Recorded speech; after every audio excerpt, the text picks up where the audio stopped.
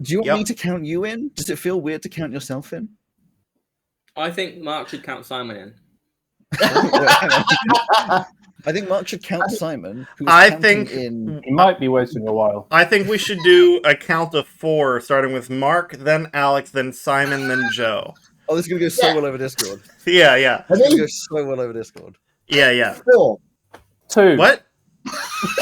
5. Go! Hello and welcome to Dicebreakers, a TTRPG podcast and stream with mostly accurate rules and inconsistent character voices. I am Rowan, your host and GM, and with me are Alex, Mark, Simon, and Joe, my wonderful-ish players. How are you? In a very strange position. Wonderful-ish. How dare you? Knowing that you've done that intro before, but never being here for it. Yeah. It's weird looking at your face after I say it. I mean, it's weird looking at my face anyway. That's true. Yeah. Do you want to explain what's going on? Why are you doing an intro? I'm the host today. Because after the recent power push, you've been kicked out, and we've now elected a new deal. So this is the start of my long-term persistent campaign on DBD&D. It'll be once a month, at the beginning of each month, right? I probably won't end up being that consistent. This is the world of Taris. We did a little intro one-shot series back in August. That was a preamble to this. Chrysalis was the name of that one. Fuck, I need to figure out a different way to organize those things. That was the music, wasn't it? That was a recap starting. That would be confusing. Yeah. The one shot was Chrysalis. This campaign, calling it New World Order. This is the first chapter. Purdy will be joining us the next session because she couldn't be here for this one. And just so everyone knows, Kevin Feige stole the name from Rowan. This was named privately much before Captain America 4 was announced. Yep. We will be expecting royalties. Get in touch with our people. And also Butterflies stole the last name from Rowan as well. Yes, also true. Who? Butterflies came after Rowan made this campaign in existence. Having a chrysalis. Oh yes, the existence of butterflies. To really solidify the definition, the previous one we did was chrysalis, whereas now we've got thysalis. As we all know from biology, that's how the life cycle of butterflies goes: caterpillar, chrysalis, New World Order. Yep. Exactly how it goes. You better make us shut up and start talking. No, see, I'm enjoying it because then I can delay it a little more and extend the time out. They got some chrysalis in their stomach. Yeah. These are totally new characters who we're gonna go ahead and start to introduce. Meticulously planned. I'm really interested to hear what my character sounds like. Yeah, I'm loving that. My character I've been designing for, I think, over 6 months. Are you Mark, legit? Alex? Yep, that's true. Mark, your character has been in the works for maybe a month. Same with Joe, and probably about the same, bit more with Purdy. Simon, how long has your character been in the works? About 25 minutes. Yeah. So, well, to be fair, the backstory of my character, I actually sent to also done about 25 minutes ago. Immediately before we started talking on this. It's not an exaggeration, by the way. That's I have genuine. You know what? I didn't start recording.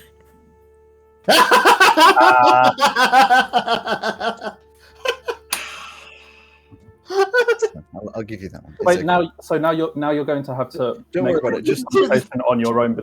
Record from now. I'll just steal the rest from Twitch. It's fine. Yep. Thank you. No, I didn't do that. We should do it again. Everybody remember what they said. No, not doing. Sorry, exactly the same thing as a script. So I'm sure Alex is. I'm sure Alex's editing is going to be phenomenal, but just in case it isn't, this is when I started recording. From my own end, and yeah, I'm gonna. That bit where you're taking the money anyway. Sure, I'm gonna do my little intro bit now. Well, there's a lot of intro bit, but you know how it goes. I'm gonna play Alex's. Cool might be back. Hello. Oh, you were gone. I don't. You didn't stop moving. I think you were still moving around. Yeah. Oh, when I left, we were roasting Simon. I don't know how long ago that was. Oh. Frankly, that could have been anywhere from 3 seconds ago. Oh, so you missed the bit where I said that I forgot to start recording. Oh, yes, I did miss that. That happened. It's fine. We worked it out. It's fine. Anyway. All right. Oh dear. All right. Now it's the part where everyone shuts up and I play the song Alex made again. Okay, I'm ready. I'll mute myself. It's been 10 years since the Origin Forest Resource Collection Zone mission went sideways, and Bokash, the ancient evil, was released on Taris. And everything is completely fine. The year is 47 post-Reclamation era, and the Allied Republic of Taris has never been better. Technology is carefully monitoring its development, with the booming interest in arcanotech, new inventions, and scientific development is moving full speed ahead. The limits of possibility combining Cormier-era technical innovation with ancient magical resources is currently unknown and being tested every day. Our story, however, starts in a less traveled and innovative area in the Allied Republic of Taris. The Painter's Coast. Beyond the Perusian desert is a beautiful stretch of land with rolling hills of long flowing golden grass, beautiful lakes and rivers. The very land feels primordial and old. So old, in fact, magical artifacts have begun popping up en masse in the past few months. Capital officials have been dispatched to help local authorities and study the phenomena. One of those dispatched is a fairy by the name of Fenoglius Jophinimi. And that's where I'll Did you say Fenoglius Jophinimi? No, Joe, what exactly did I say? Can you Colloquius virginity, that's it. I think you got it mostly right. His name is Fenoglius Jophinimi. Cool. Fenoglius Jophinimi? Yeah, Jophinimi. It's your own name in your character's name. Did you put Alex's name in Joe's name? Would you like me to put in chat how it's spelled? It's Joe, Finn, and me. Joe, Finn, and me. Yeah. That's irritating, but yes. That's how you spell it. Fenoglius Jophinimi. Oh, Jophinimi. So, I know you're having technical issues, but I did plan on starting with you, Joe. I'm getting, I think at this point, most of what is said. Cool. So, what I'll say from your end, when these magical artifacts started popping up on the Painter's Coast a few months ago, you were immediately sent out, probably from requesting to be sent out to check it out. And you are currently in a little town called Meadows Gold. They had reported just, like, weird occurrences. I'm very sorry. If you can hear me, I'm not getting anything. I'm cool. I think come back to me if you can. I can hear you fine. Can you hear me? Hello? You can't hear us. I can't really come back to you, but okay, you know what? We can definitely hear him. He can't hear us. All right, we can hear you. Yeah, that's weird. Okay, then, Carrick, we'll start with you then. Okay, that's me. Okay. So, probably a month or so ago, you were given a new assignment. There is a suspicious individual that has been around Cornerstone City for years now. I'll let you start writing. I'm going to write this down because you know what I'm like. Yeah, exactly. Take your time. We've got time. We've got so much time. So, Taris 1. Taris 1. Right, so suspicious individual. That is a great name. Yeah. Suspicious individual by the name of Danis. Danis. Danis or Danis? Danis. Dhanis. Okay. So, because you are what would you call yourself in relation to Sword in the official channels of the government? Well, he a consultant to the guard, So he'd be like a private eye or a detective, that sort of thing. Sure. Because of that, and you're known for being both skilled and subtle in your approach. You've been asked to follow this guy. There have been previous people they've had tail him, all resulting in either abandonment from the job or just failure to complete the job or just lack of information gathered. Yeah. In the past 2 weeks, you weren't really getting it. He seemed painfully boring. Didn't really gather much information. Aside from he would occasionally. Let me clarify this. He, in this day and age, like paper production and stuff like that, they come in like manila folders and shit like that. This guy would occasionally have like an ancient scroll that he'd look at or seemingly collect out of various locations, like they were dead drops or something. That's the only thing you could really gather on him. Knowing that, what would be your approach? Do you think you'd approach him, try to see what's in the scroll, something like that, or what would your approach be there? But it depends. Does he sort of frequent anything like taverns or restaurants or anywhere where he goes to eat or drink, that kind of thing? I don't know, Alex. Do you think he does? What? Who? He definitely has like a base of operations, a single tavern where he's just been staying. And even if he's out during the day, it seems to be the place he goes back to. So in that case, I think I would start off by taking a room in the same tavern. Not going to be obviously sort of hanging around when he's around, but in the evening, make it a habit to always start drinking early evening, but appear to drink more than I'm actually drinking. And then at some opportune time when he's near the bar, try and strike up a conversation. Maybe accidentally knock his drink over and offer to buy a new one. Okay. During that process, just give me a stealth roll. Stealth roll? This roll, it's not to hide per se, but it's an effort to stay kind of incognito. Like, not really stand out. That's not too bad. That's 18. That'll be fine. Okay. You wanna try that little that little interaction there? Can we, just for the starter of all of this, have a description of Mark's character? Yeah. Yes.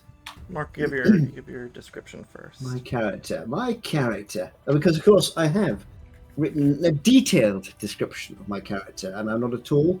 Come up with it on the spot. Whatever you say, it's canon. Pray for time while I try and find. He's a canon. He's a canon. Whereas I appear to have closed. Never mind, that's fine. He is a goblin. Mm-hmm. He is around about 4 feet tall. He has a darkish purplish skin, pointy ears. He has pale blue hair. He's aged about 30, 35. And he's wearing a leather coat and nondescript, slightly tatty clothes underneath. All right. And then you're trying to accidentally spill his drink. You're approaching a man, and how would that man be described that you're approaching? Oh, I have a long thing, because you know how I write my descriptions. I'm going to go through the whole thing. Yeah. From a distance, you might think that he is about as normal as it gets. Obviously human. You've been following him. He's about 6'2", so above average, I say, height, with greying hair and a neat beard. Has a lean frame. He's evidently fit, but not overly muscular. More sort of like a manual labor, natural fitness. And he looks like he's in his early 50s, maybe. He's wearing a leather top with varying dark browns and bronze latches and all sorts of straps to the side. And there's large bronze-covered metal sollarettes and greaves, which for everyone who doesn't know the terminology is the shins and knee pads of like armor. Atop dark black rugged trousers. Well, no, just the bottom bits, and then black trousers. His gloves, you noticed, are weird. They'd probably currently be off and on the table, but they're leather as a base with a similar color to the top, but they have this strange tubes of glowing glass on the top of it, on like the top of the palm, with an extremely dark blue that could be mistaken for black in the wrong light.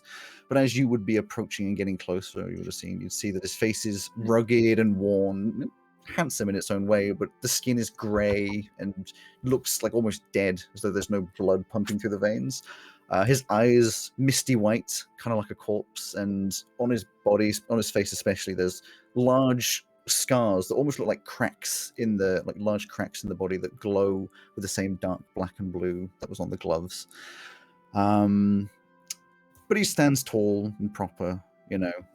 Despite his look, you wouldn't expect like any kind of. He doesn't look like a zombie or anything dead or in control by someone else.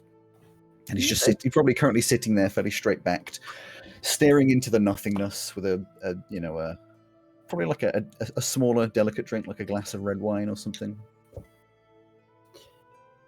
Excellent. So I'm just going to try and find a picture I can drop into the chat of my character. I think you sent one to me that I can repost if you want. I did. I've got the same one here. I'm just finding. Here we go. Okay. There we go. I can press that button because I always forget to press the button. There you go. There will be art for these characters next session. Giant. Honestly, I don't know if I have an image of mine. I'll have to open it from Hero Forge, so I'll grab that in a second. Sorry. Actually, there's one thing missing. Mark, is he wearing assless chaps the wrong way around? He's wearing leather protection. That is what chaps look like. It's actually what's the difference between assless and assful chaps? What do I don't want to know what an assful chap is. It doesn't involve the front side. I mean, chaps are supposed to be just for the legs, aren't they? Anyway. So what happens in describe the interaction from your point of view, Mark? From my point of view, so is he sitting or is he? He's sitting down in about as corner as you can get, like in a corner booth, in the very corner, sort of as if so he can see the whole room, sort of a situation. I would have to wait until he goes to the bar to pick up a drink or something, because I want to knock it out of his hand if I can. If he's getting service instead and he's getting drinks to him, then that would also be okay. I'll just wait for that to happen. But it'd be at the point where he's about to get a new drink somehow. Mm-hmm. Honestly, I think you'd wait for a few hours. He doesn't get up. He's nursing like one glass of wine very slowly. Eventually, I mean, bear in mind, I'm living there, so there's going to come a point where he's going to get a glass. He only goes for the one. If you waited long enough, eventually he'd just go upstairs to a room. Yeah, but you've got to get the first one. So it depends. This is a Rowan who arrived first, because if he arrived first, he'd already have the glass. If I'd be waiting. He's been watching you for at least 2 weeks, so if this is a habit, he knows. It depends on how habitual Donis is. Fairly. Yeah. So he'd be able to predict when you come and get your drink fairly well. Okay, in which case I would imagine, and I promise you this isn't just to fuck with your plan, he would sit in the corner, make like a 2 fingers in the air to the not the roof, like a note to the bartender, and then a drink would come over to him. So once he sits down and makes the signal, and the barman starts to pour the wine, Carrot would position himself somewhere near where the barman is going to come out from behind the bar and come across to you. Mm-hmm. And as he sets off across with presumably the glass on a tray or whatever, Carrot will, imitating a slightly drunken stumble, arrive around about the same sort of time as he's getting too close to you, and accidentally body check the innkeeper in such a way as to make him stumble and drop the glass somewhere near you, so that you can see that it was me who did it. Okay. Make a sleight of hand roll for me. Sleight of hand. It's funny, as that was being said, like my brain was getting ready to like, well, what role is he going to be doing? And then like there's the other corner of my brain that was like, this isn't your responsibility. That is a 9. Okay. Imagine all I'm doing is trying to knock it out of his hand. That's good. In fact, I did it so badly it went flying. What's your passive insight? Mine? Yeah. Passive insight 12. Yeah, so it looks It's either clumsy on purpose or this is a very suspicious man. It works either way, but you may be a little suspicious of this guy. So here's a question. So would I realize I'd done a bad job of hiding it? It's not so far that you wouldn't realize, I don't think. I think you'd know that it didn't go that well. Okay. In which case, I would turn on the innkeeper and say, yeah. No, I wouldn't say it like that, because that's not how he talks. I haven't decided how he talks yet. This is a problem. What do you think you're doing? Sorry. I was just walking. Are you okay? Do you want another drink? It's not my drink. You should be worrying about this chap over here. Sorry about that. You appear to have lost your wine, sir. He just sort of raises an eyebrow. I'll go get another one. I'd be quick about it. He shuffles off. I'm waiting for any reaction. I mean, he's looking at you. He's sort of eyebrow raised. His face would be very sort of like stone cold, apart from the raised eyebrow. He doesn't look particularly bothered either way. I'm sorry about that. I'm new here myself. Is this the kind of service you normally get in this establishment? I usually have my wine delivered. Is he usually such a clumsy oaf? Usually he isn't knocked into. Well, I have to admit, I have had an ale or two. So perhaps I was slightly at fault. If I was, then I apologize.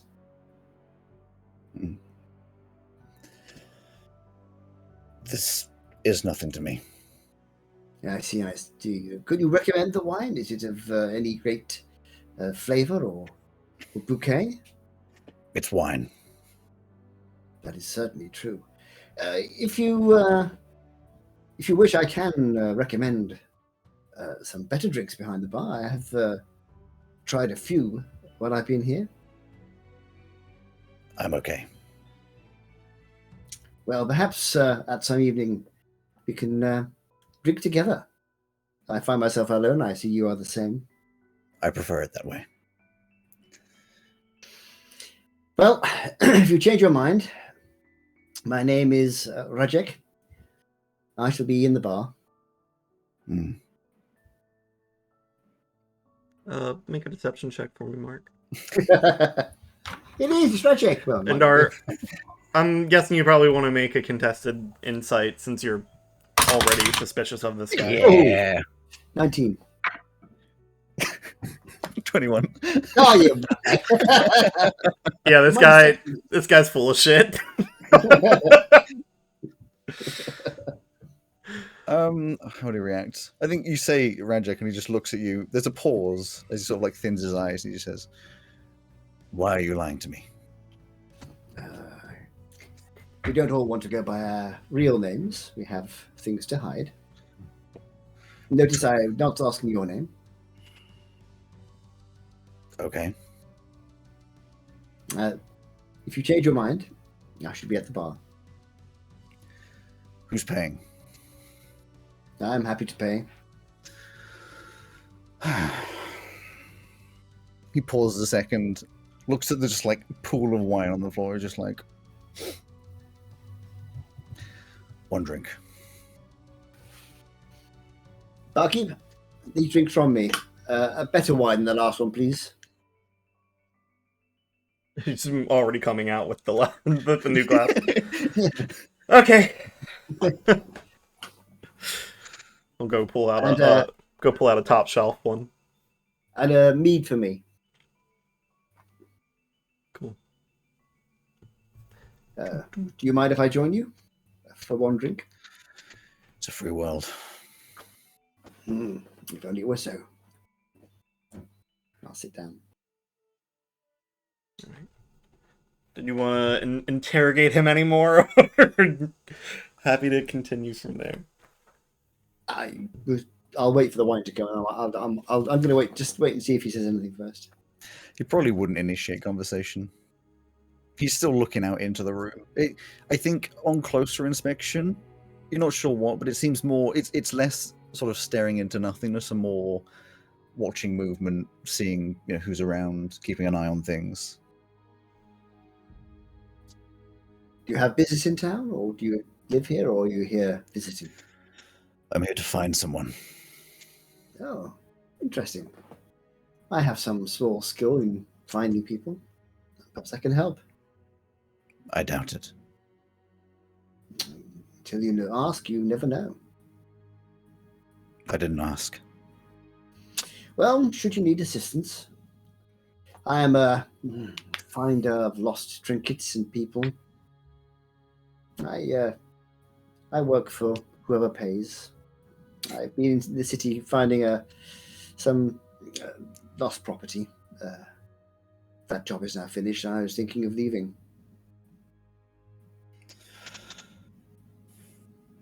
Okay.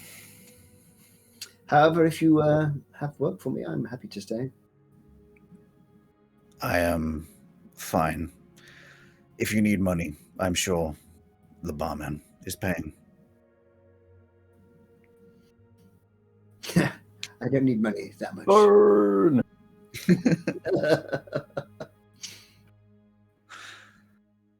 Try this wine and tell me what you think. Has the wine arrived? Yeah. Yes. I mean, he takes a sip. He seems satisfied. Doesn't say much. It's like I don't know. It doesn't seem as though your extra money has particularly been put to good use. So, okay. Takes a small sip. It's not like a big gulp or anything. It's like a good 2 silver glass of wine, which just for clarification, in this world, copper's 1s, silver's 10s, electrum's 50s, and gold is 100s. In dollars. Yeah. It's like a $20. It's like a $20 glass of wine. Yeah. Top shelf. Well, the mead's certainly good. I hope the wine is. I've had worse. Well, I'm glad to hear it. Otherwise, there'd be a certain amount of discussion with the barman. So you're sure I can't help you? Like I said, I doubt it. Why not ask? You don't Because need you're to not from here. You don't need to give me any details. No, I'm not, but I have contact everywhere. And why should I trust you? Don't tell me anything you wouldn't want to tell somebody that will get out. You don't need to use real names. I can tell you if it's something I can possibly help with, and then you can decide whether you want to give me the real information. The information is I'm finding someone. Is it somebody who's on the right side or the wrong side of the law? I don't know, and I don't care. Is it somebody that other people are trying to find? I have no idea. Is it somebody who wishes to be found? Yes. We're playing Guess Who here. We are. Do they have red hair? Do they wear glasses? All I have is a name, and I know that they want to see me. Oh, how interesting. And have you been told where they want to see you?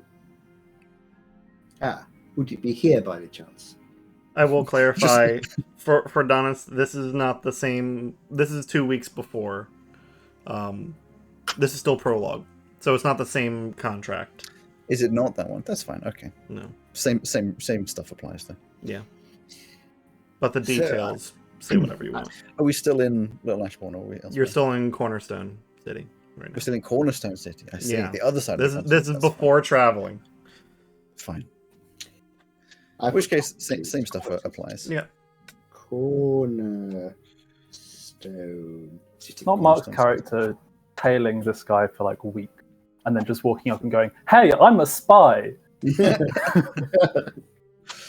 don't think it was that absurd. It wasn't subtle. It seems if he wishes to be to see you and wishes to meet you here, then I probably can't help you.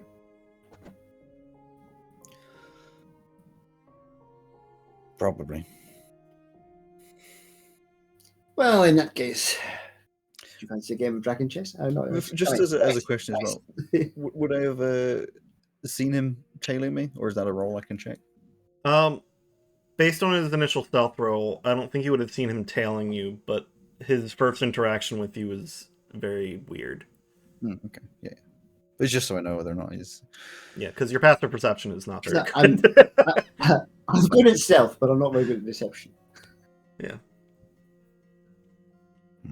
I can have a look around and see if anybody has any information, if you wish. I think I'll be fine. Very well. In that case, give a dice. I'm okay. Game of crossbow? A game of disguise kit? No. Okay. About that time, someone walks in looking like they're looking for somebody, and you pick up on that, Donis. I don't recognize him, though. No, but you can suspect they're probably your contract. Mm-hmm. I don't think I'd immediately say or do anything. Would I pick up on the... He'd probably go and sit at that corner table you were initially at.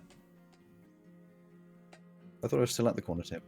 I thought we should... I thought you guys went up to the bar. No, we got the barman came to me. Came to us. Oh. Then he sits in the other corner. You go to the bar, yeah. Yeah, the other corner table. Would I pick up on the fact that he has reacted to this guy coming in? Or would I pick up on the guy who's come in and is looking for people? Looking for somebody? Make a insight check for me. Insight. Donna, would you react in any way? I'm already looking around the room, so I would see it, but I don't think I have reacted. I don't look at him. Or is it him? I've just sort of defaulted to that badly. Okay. I'm not looking at him any more than I've looked at anything else. Okay, then just give a deception check with advantage, since there's not really a reaction. Yeah, sure. With avantage. Do you want me to do insight? Well, I rolled a natural 20. Insight, yeah. Okay. That's a 14. Natural 20 up to 25. Yeah. So you don't... I wouldn't see a reaction, but would I notice the guy is looking around or not? Let's see. Yeah, you'd notice that he's looking around, and then just once he doesn't see a reaction from anybody, he goes and sits down in a corner table. Does he look nervous? A little bit, but it's not like a scared nervous. It's just like butterflies in the stomach kind of nervous. Sure. I think Donis would, with whatever wine is left, kind of just like take one more sip, put the probably like half empty glass down.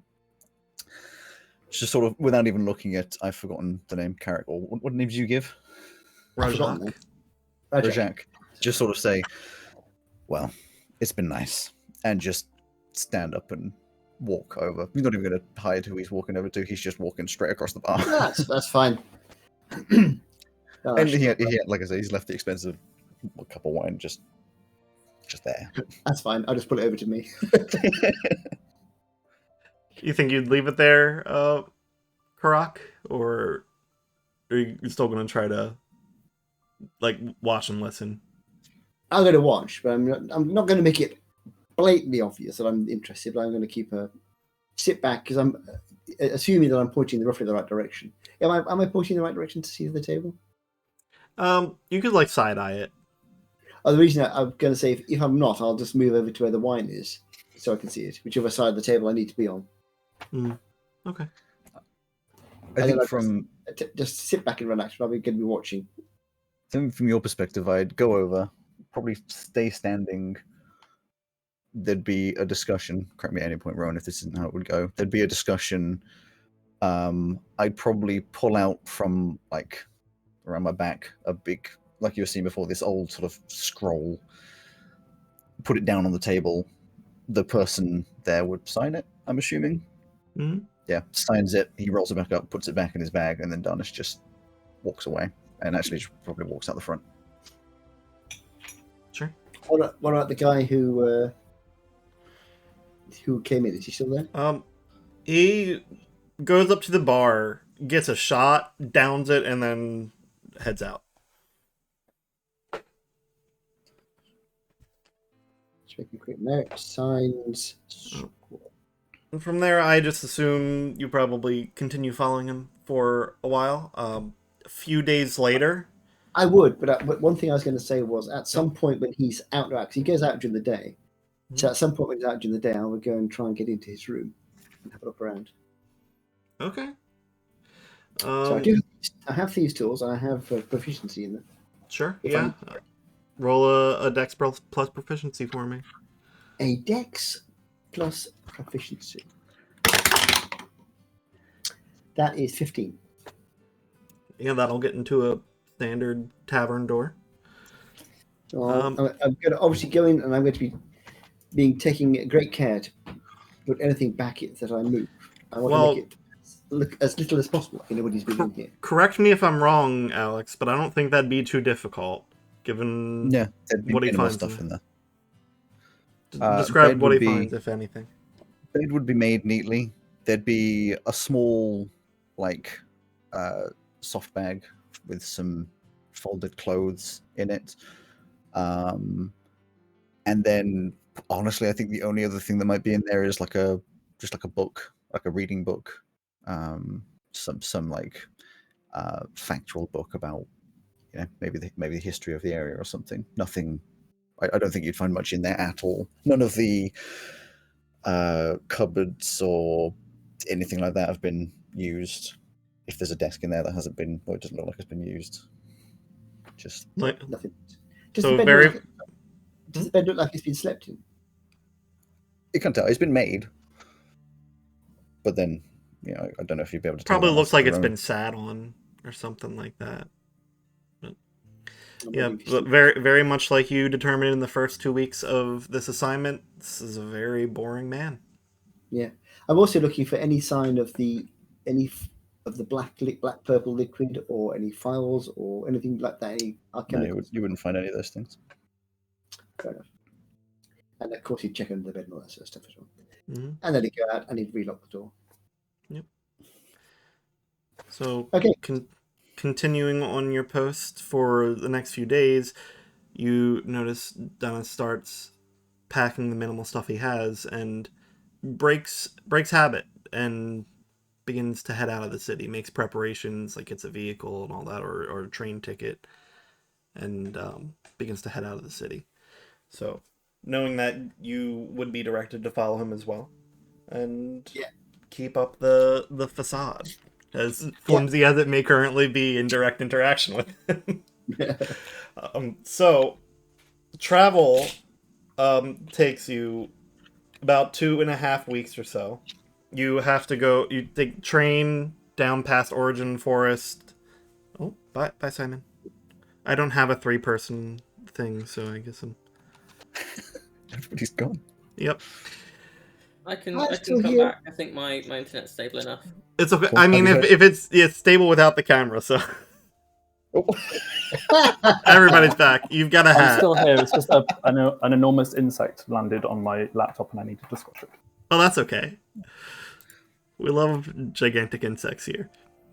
And hats. I particularly like the hat. Is this where you come back to Phenoglius and Ferb? Not quite yet. So you follow Donis, down past Origin Forest on the train, switches to a car to get to the Pharusian Desert, where you have to take a not yet determined odd form of travel, kind of like a sand skiff. Something like that through this red sand desert. Get to the other side, have to leave the sand skiff behind because it doesn't really work outside of the desert. And then you are on the Painter's Coast, and you follow him to a small town called Little Ashbourne. Would I ever noticed him at any point during that? It's been like 2 weeks, 2.5 weeks. Like, the chances of seeing him. I would have done. I'm thinking more like in the middle of a desert where there's nobody.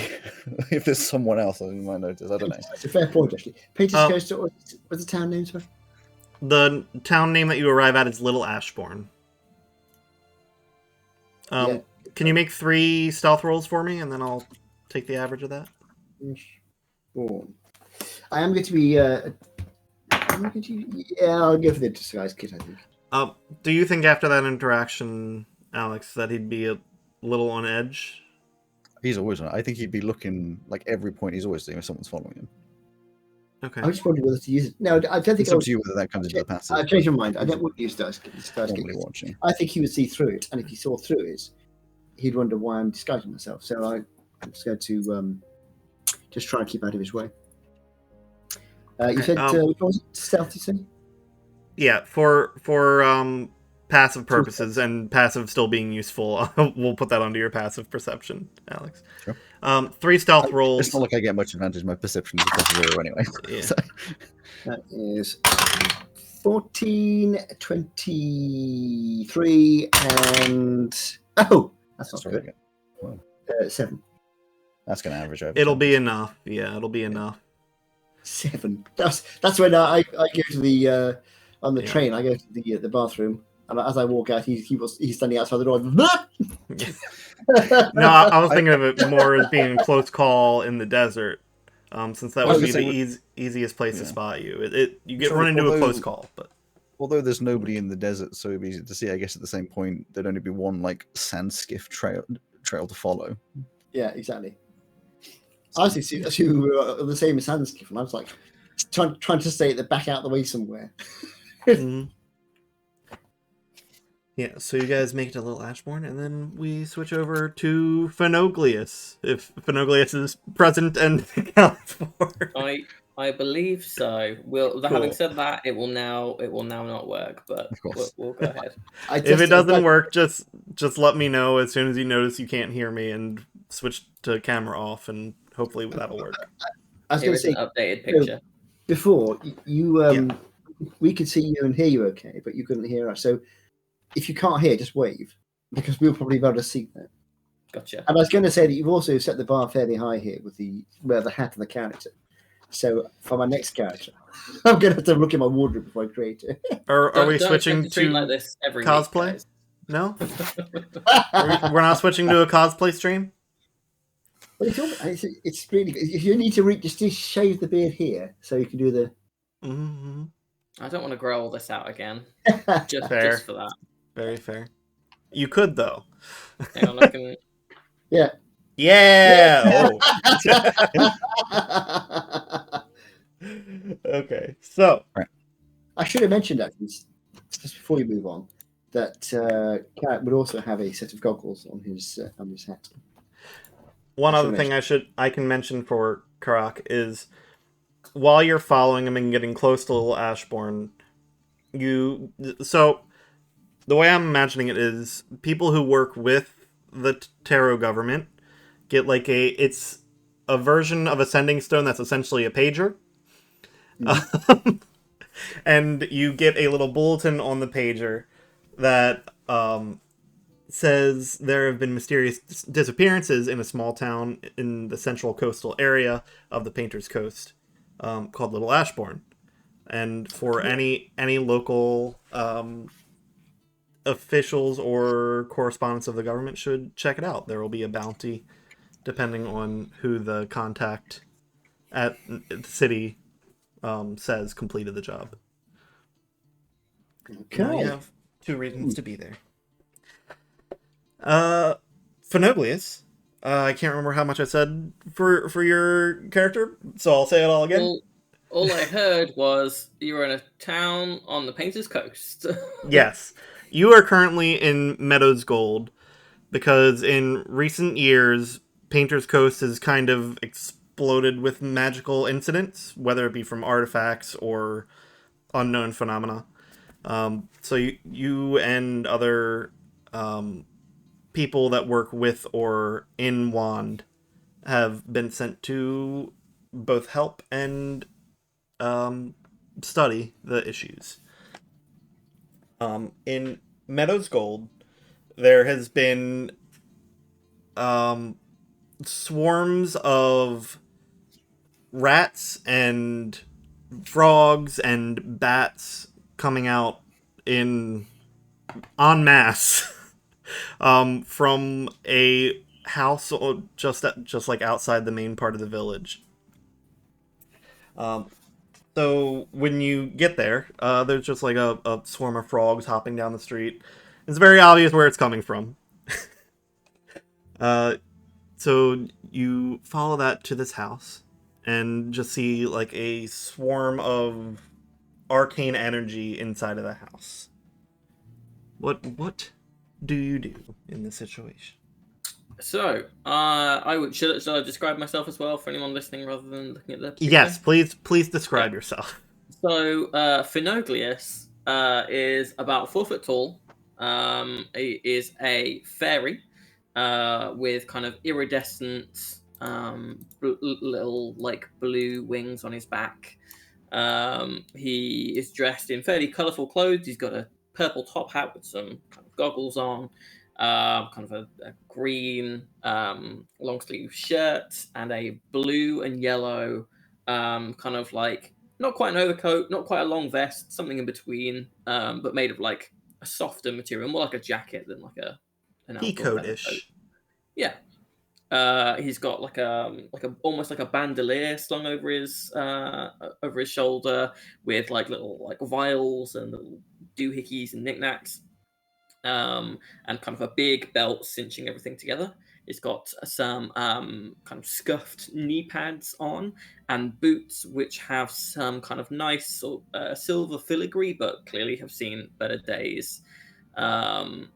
So he would kind of like fly up to this house, land, and then he would reach into like his little bag on the side, pull out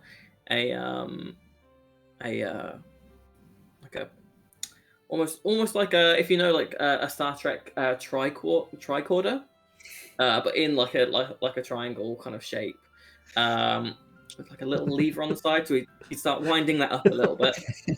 As you're winding it up, a swarm of rats pops out of the energy mass. Straight up in the air. Oh. And using that, he would be able to detect magic. Sure. So there is this swarm of well, I think it's transmutation magic is the teleporty one. Conjuration is teleporting. Conjuration. There's a swarm of conjuration magic, but in the center of that conjuration swarm is enchantment. Oh, okay. And the rats and stuff coming out of it, are they themselves also magical? Yeah, they have a lighter glow of that same conjuration magic. Okay.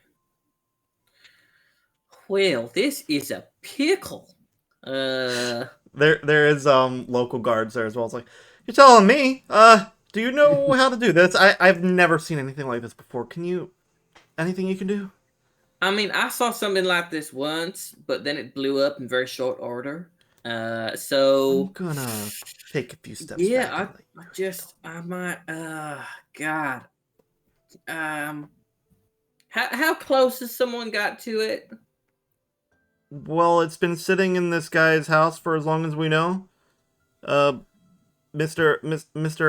Smith down there said he got the hat at like a yard sale a couple weeks ago, and it's just been on his hat stand. But this just started like this morning. So this is all coming from a hat?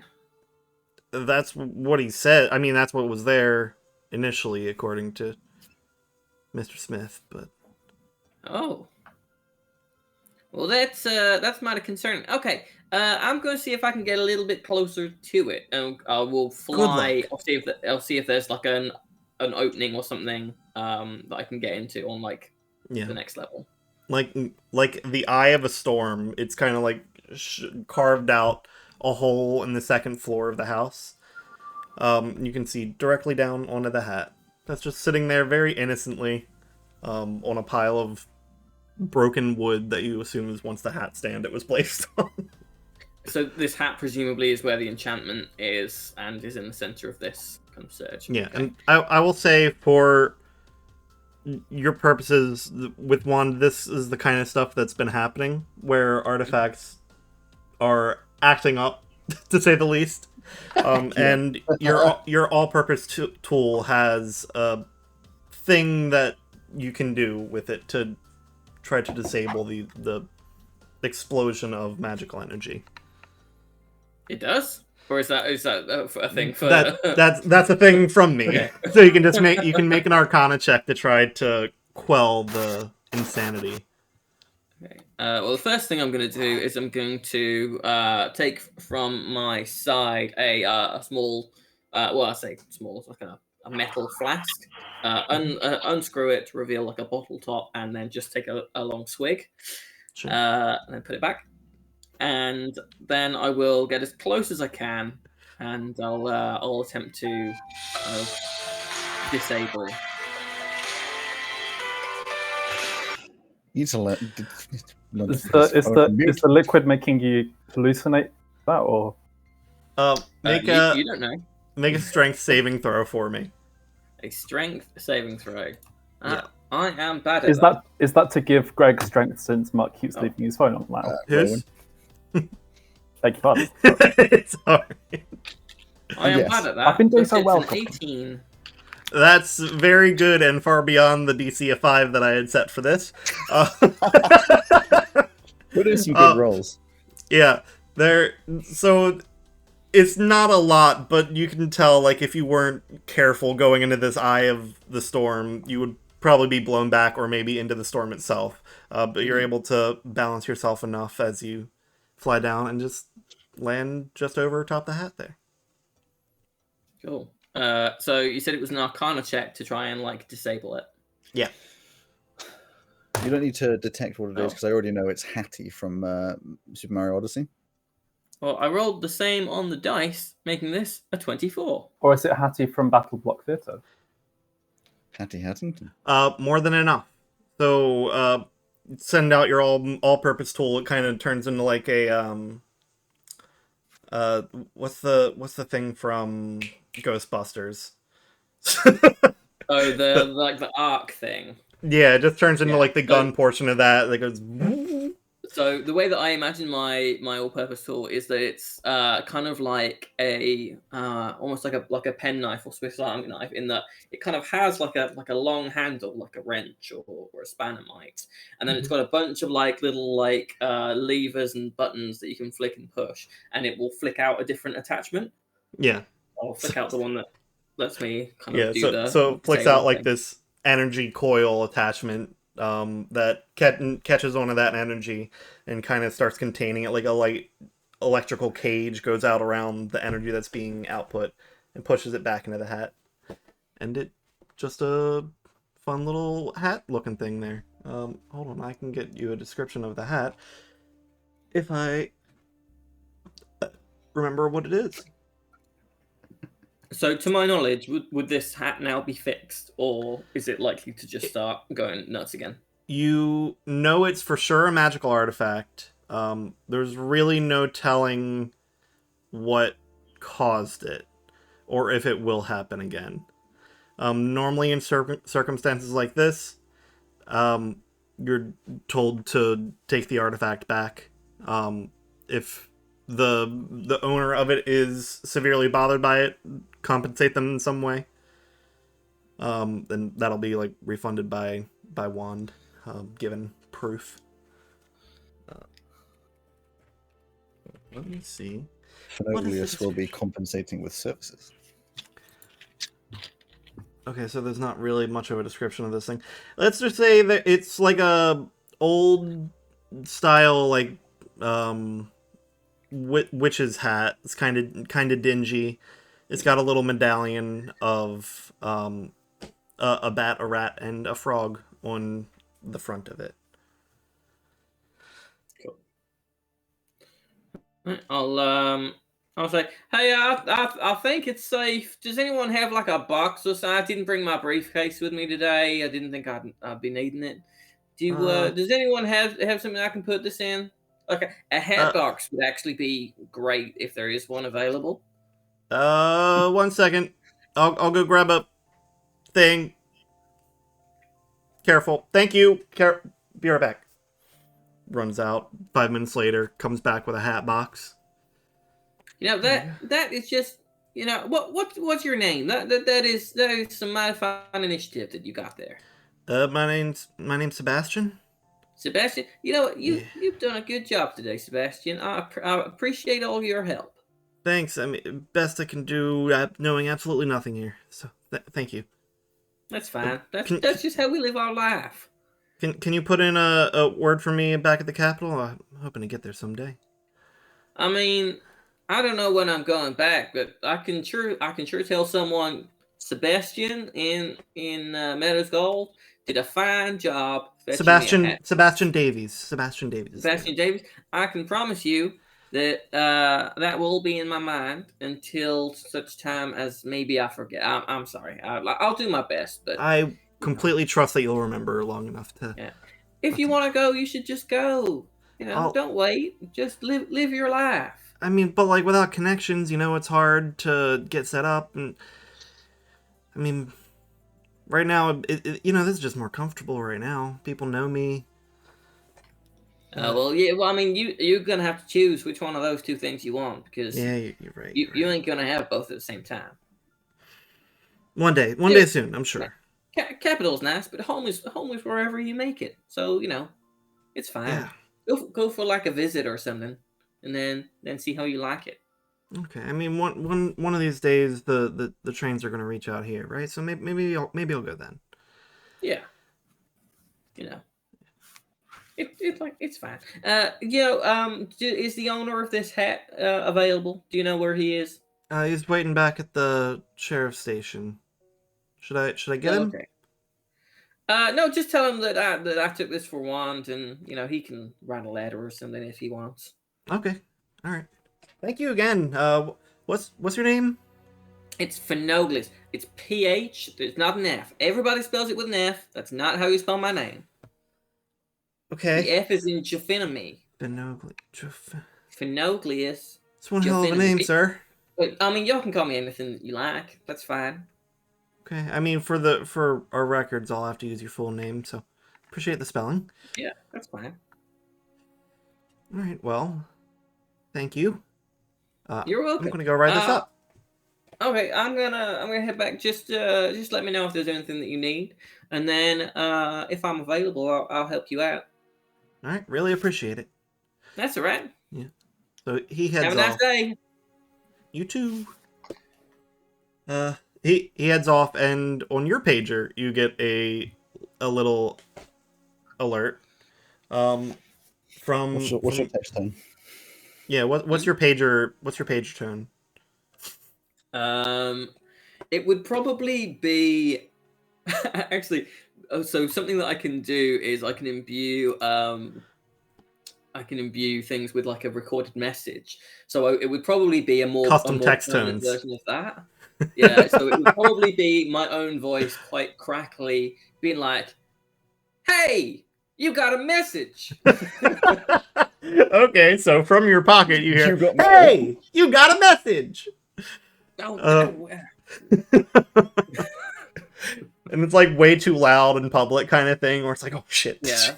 I've not figured out how to sort out the volume on it. Yeah. Surprises you every time.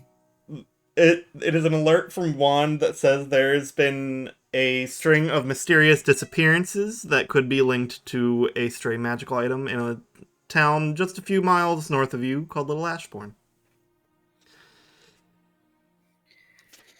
I suppose I can. Would I know if there is somewhere in Little Ashbourne to drop off the hat? Or would that be something I'd have to do here?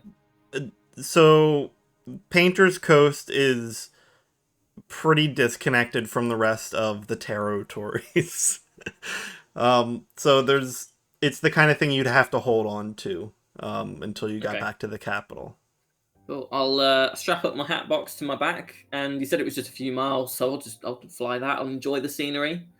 Sure. Cool. So you fly off to Little Ashbourne. And then let's see.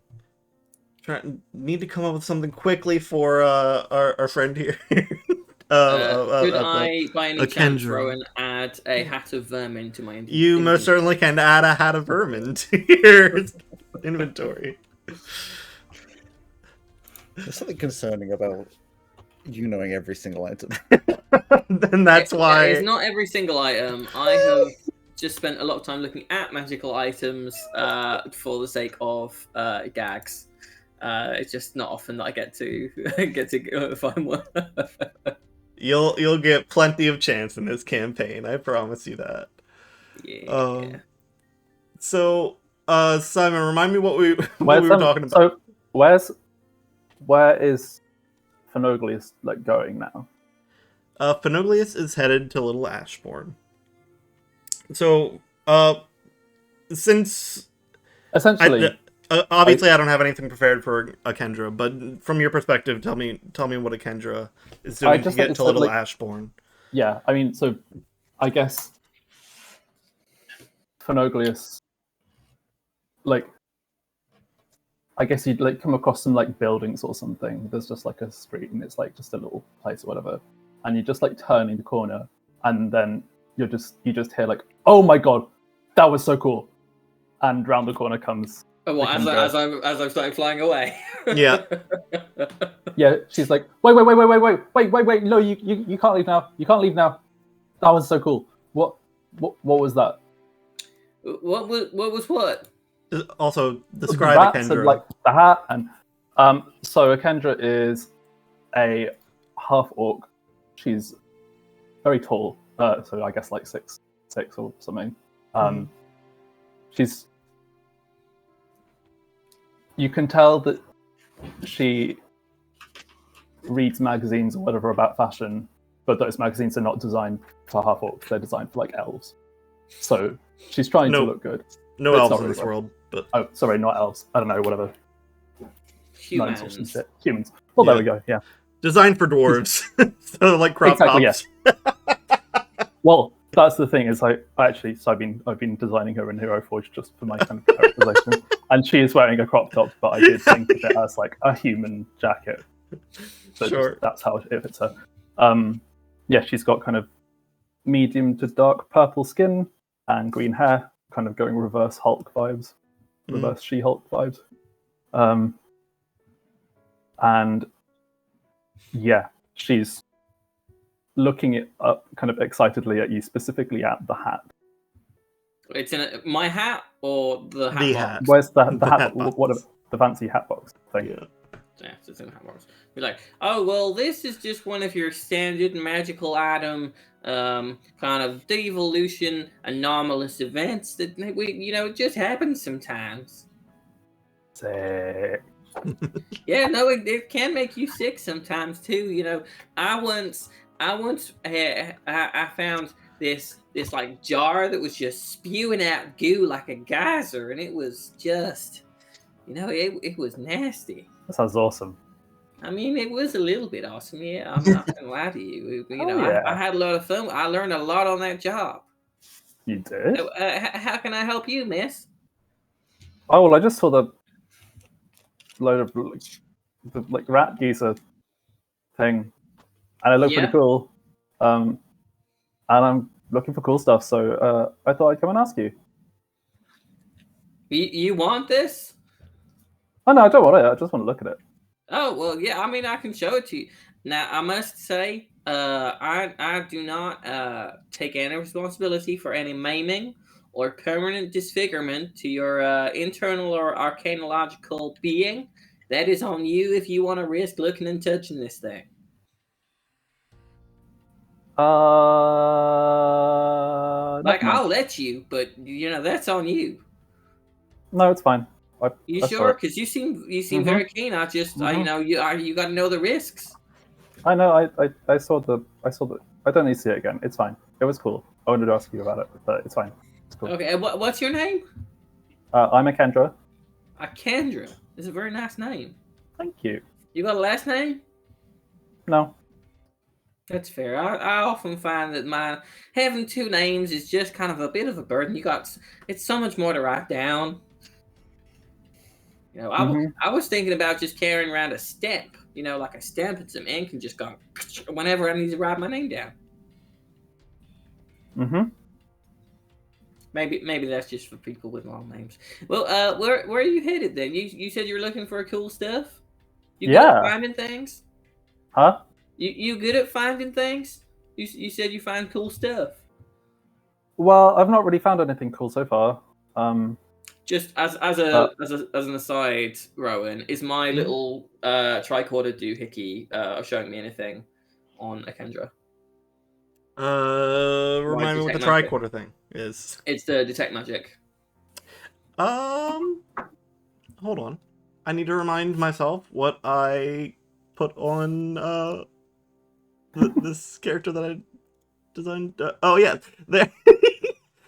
Akendra's holding a little pouch that is glowing slightly of enchantment. Oh, that's it. That's it though. Okay, so I'll just kind of like notice that it's kind of like whirring at me a little bit. I'll take it out and be like, "Oh, you got a pouch there? Is that enchanted?" Yeah, that's I found. We don't need to get into it. It's fine. I don't want to get in. It does not look big enough for me to get into that pouch. But if that's an enchanted object, you want me to check it, make sure it ain't gonna blow up and like suck you into it so you can't get out? That happened to a guy I know. It was messy. We had to take him out piece by piece. Well, no, but it's dust of disappearing. This guy sold it to me. I don't want to use it all at once, so like. Now, were they a licensed magical artifact trader? Yes. Oh well, that's fine. That's no problem. Mm-hmm. But if you like stuff like this, I work for Wand at in the capital city. So if you wanted like an introduction, you work for Wand. I do. So if you want like. I've got a new job, so if you want to tag along and if you do a good job, you could be like my apprentice, and you get some on the job experience. And if you do a good job, then I can introduce you to some folks. Okay. Yes. What was your name again? I should tell you mine now. I just told you that my name was long. Well, yeah, long's the weird long name, if you want. My name is Phenoglius Jephenome. Phil. So you can call me Finn, you can call me Finn, you can call me Joe, you can call me Finamy, you can call me Annie. I've had all sorts of nicknames. People don't like saying Phenoglius Jephenome. It's just a bit of a mouthful. PJ. But PJ works, PJ. I like PJ. I used to have a friend, back when I was learning all sorts of stuff, when I was actually an apprentice, I had a friend who called me PJ. He is actually the fellow who got sucked into a bag and we had to take him out piece by piece. That's such a crazy coincidence. That sounds like fun. I mean, it was messy. How's he doing now?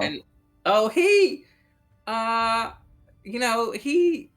to find a new line of work. He does a lot of you could say his whole life fell apart after that. People. Alex, fuck off.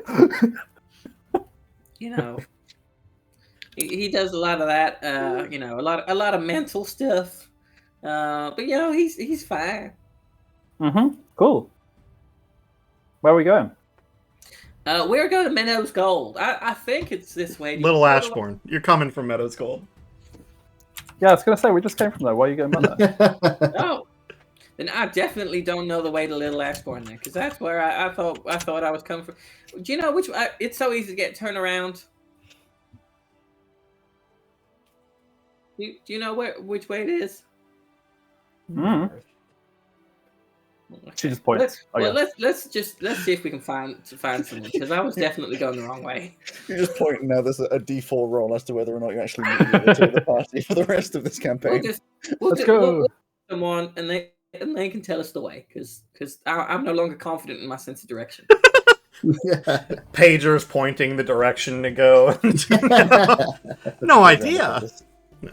It's a compager. Compager, yeah. The pager just says, that way. No pointing. Yeah, that way. I really should have programmed this better. All right. Well, you guys head off to Little Ashbourne. And then our final little introduction thing here. even though our character's already been introduced, we got another little thing for Taris. Will you switch the music to the ominous playlist? So, Taris, you just traveled across the country for 2.5 weeks. Yep. Been through the desert, up the coast. You did actually have to get a horse once you exited the desert, so yeah. And you arrived in Little Ashbourne in the middle of the night. What's the entrance to Ashbourne like? Like, what are we looking at? Very fair point. Just generally. Yeah. Hold on. Ashy. This part will matter for everybody, so listen up. I asked the right questions. Yes, Little Ashbourne is a small, quaint town, the direct opposite of the modern move to the city. The architecture in Little Ashbourne is... Oh, you know what? Hold on. We don't need to be ominous while I'm describing Little Ashbourne. The architecture in Little Ashbourne is old, where many towns and cities in the territories have been building with worked stone and metal for the past century or so. Little Ashbourne is almost entirely made from wood. Newer buildings are made from worked stone, but older buildings in need of repair just use wood to maintain their historical footprint. So it's very kind of cowboy western town setup, where there's one long main street with flat wooden building heads, some porches sticking out, and from there just a couple branching streets that lead out to the farms and other houses that have expanded from the central part. So there's only one tavern in Little Ashbourne that you end up going to when you arrive that night, and that is the Nine Horseshoes Inn. The Nine Horseshoes? Yeah. So, remind me, does Taris sleep? The Nine Horseshoes. Hang on, sorry. Nine. There you go. Does Taris sleep? Yeah, I believe so. I don't believe there's anything that... I don't think there's anything that says he doesn't, so I'm going to go with the assumption that he does, if that makes any sense. Whether he sleeps or just, like, rests, he kind of goes off into this trance or his sleep. And Taris opens his eyes in this, like, dark gray void, where you see, like, rustling sheets overhead and hear rattling chains in the distance. It's not an unfamiliar sight, but you see the red chain from your back reaching up into the rags, and ahead of you there is a chain that's kind of laying still but reaching off into the darkness ahead of you. And briefly that chain goes taut, and it starts to stretch and the metal starts to creak. And normally this would be where it snaps, but instead the chain calms down again and a few silhouettes appear in front of you, holding on to that chain. There is the silhouette of a familiar sight of that weird goblin that interacted with you back in the capital a few weeks ago. Very distinct. There is a 4-foot tall silhouette with a hat, bunch of weird tools sticking off the side. I wonder who that is. Yeah, there is a silhouette of a 6'6", muscular figure, feminine in form. And then there is a 5'7" or so figure, feminine form, with their hair tied up in the back, that stands in a confident pose ahead of you. And they all hold onto that chain as the part of this dream that it would normally break, it doesn't. the chain calms down again. You're able to follow the chain, and reach the end of it and collect the innocuous prize at the end. It's just like inky darkness that you grab onto, but it disappears and the chain disappears. And then you wake up.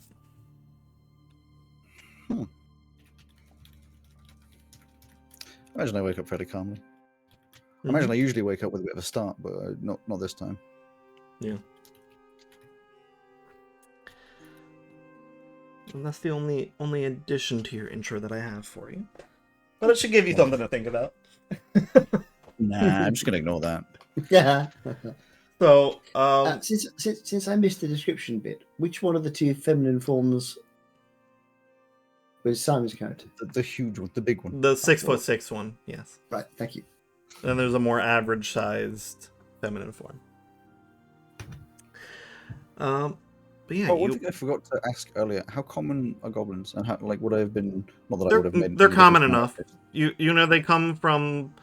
They mostly come from the area just south of Origin Forest, just before the Perusian Desert. But as the modern move to the city is grown, it's just kind of a melting pot in Cornerstone City. So this is your first day here, looking for your quarry. And as you wake up and get your day started, ponder your dream a little bit. Carrick, what did you do when you arrived here in Little Ashbourne? Well, that's behind Donis.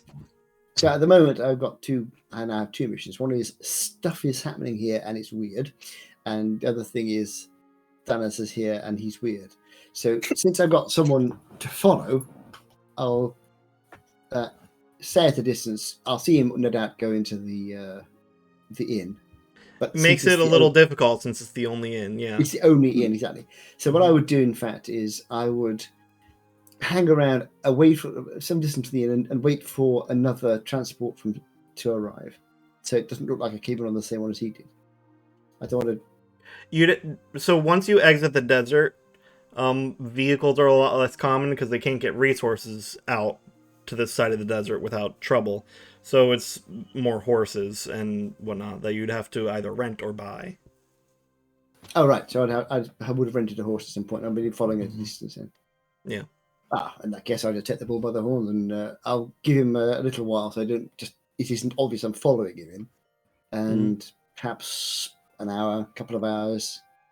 And then I'll head into the same inn and say, I forgot the voice already. Could I have a room, please? They give you a room, so it's really late at this point, because Donis arrived just like hour or so after the sun sets. You arrive another 2 hours after that. Hold on, let me double check this. There are 2 half-orcs at the bar, and the female half-orc there helps you out and says, "Well, yeah, no problem. We can work out payment in the morning. I'll be here. See you come down." So, it'll be the third one up there on the right. Thank you very much.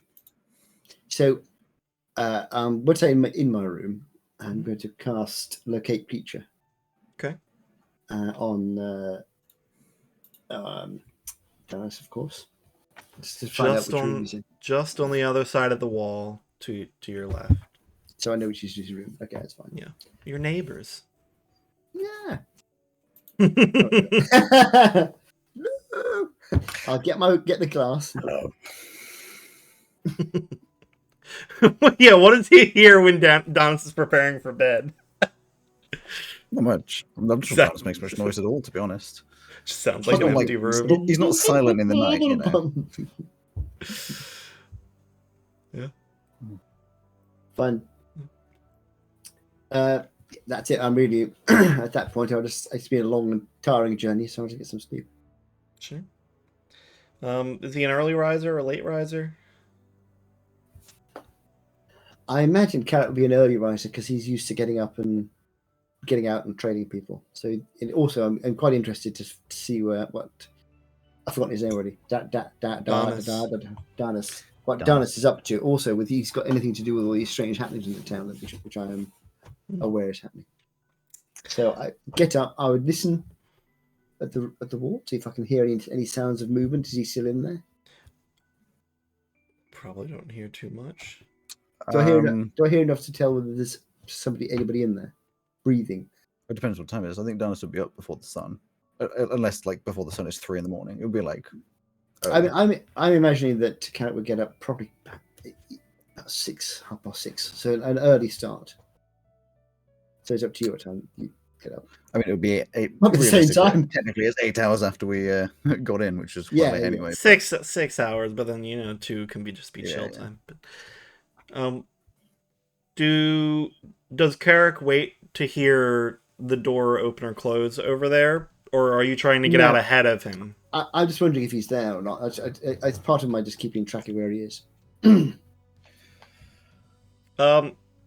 Just make like a perception. Yeah, just make a perception check, and I hesitate to say make a stealth check for Donuts, but go ahead and do that. Okay. So I got 22 on perception. Am I making us? I'm not going to at any point be purposefully stealthy. Yeah, you're just not moving a lot. No. I don't really. Sure, I'll say with a 22, you can hear some like light shuffling. I hear little movements. So maybe Donna shifts around on the bed when he sits up or something, and you're able to hear something like that. It's a creepy bed. That's fine. So I'm gonna just head out the room, close the door quietly. I don't want to be advertising I'm not going to be ultra stealthy because it's just a door in a hotel. And then head down to the inn downstairs. Okay. Is the innkeeper there? Is anybody there? Yeah. Both of them are there. The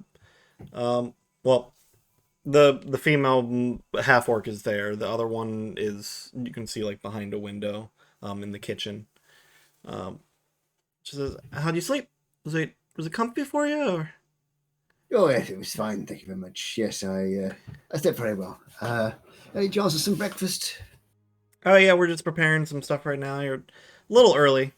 Should be like 15 more minutes or so. It'll be about it'll be a silver and 2 copper for the night, by the way. No problem. Do you want to put it on my tab and I'll pay it in a couple of days, or I can pay it as I go along? It's up to you. Sure.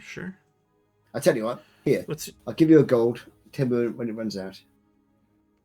Okay. Thank you. Did you say 10 gold? A gold.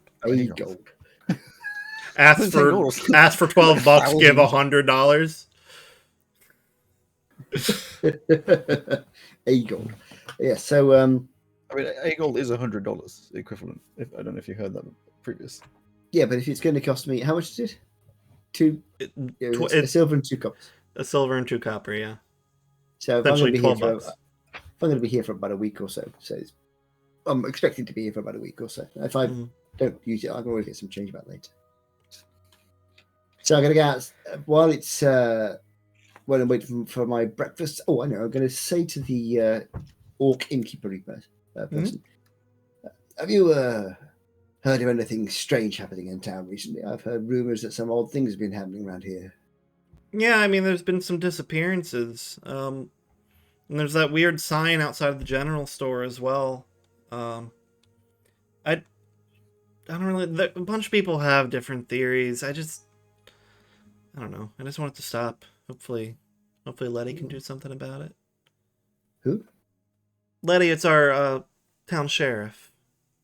Oh, interesting. Where's the sheriff's office? By the town hall. You probably saw it as he came into town. So there's the statue of the town founder. There's like in a big square just at like the end of the street there. There's the town hall. It's a big building, and then the little building attached to it. That's the sheriff's office. But Letty's not in. She was sent to the city to the north to get help. I think I think Eddie's looking after it while she's away.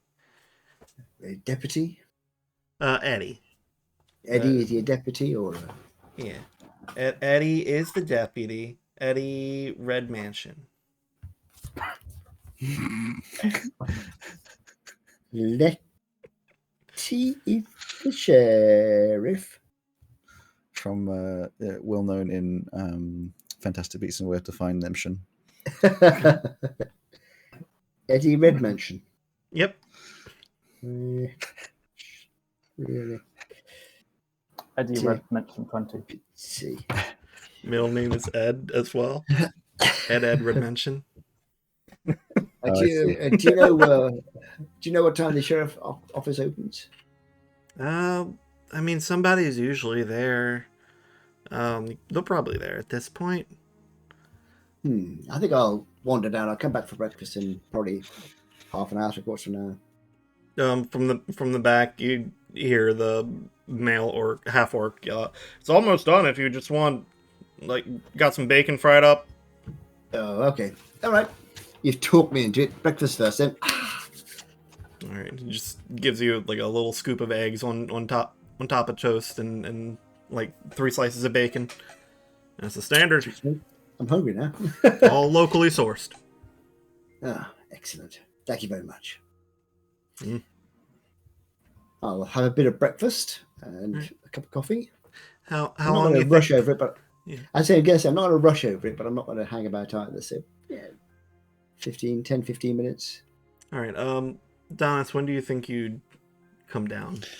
Fairly immediately. I'd get up, make sure I've got everything, which, actually, to be fair, I don't think it'd be everything I have already. Just put on my clothes, really, and go down. I mean, if you come down pretty soon, you probably see him. Yeah. Tuck you into my bacon. Okay. He would go downstairs, sit in as much of a corner as he could, and then do the same thing, get the attention of whoever barkeep. I think it takes a few tries this time. There's probably just do it until one until they recognize him. Yeah. Not recognize him, as in recognize he is. Yeah. I think so when I see him when he comes down, or when he sits at the table, or no, you'd see him as he comes down. You'd probably hear the door open upstairs because it's just you two in this inn right now. Yeah. So if he came down the stairs and I saw him and he saw me, I would just go, morning. Fancy seeing you here. Completely ignores you. That's fine. He looks you dead in the eyes and then completely ignores you. Just That's stares. fine. It suits Blink, me. blink. I can recommend the bacon. So while this wonderful interaction between these two are happening, I imagine Finoglius and Akendra left kind of late, probably arriving pretty early in the morning, hungry, and arriving in the Lashborn. So what was Simon's character called again? Kendra. Kendra. Akendra. It's on the stream. It's the easiest way. Yeah. So, you're muted, Joe? It's not on the stream. It's on the stream. I said she's not the Kendra, she's a Kendra. Yeah, just a Kendra.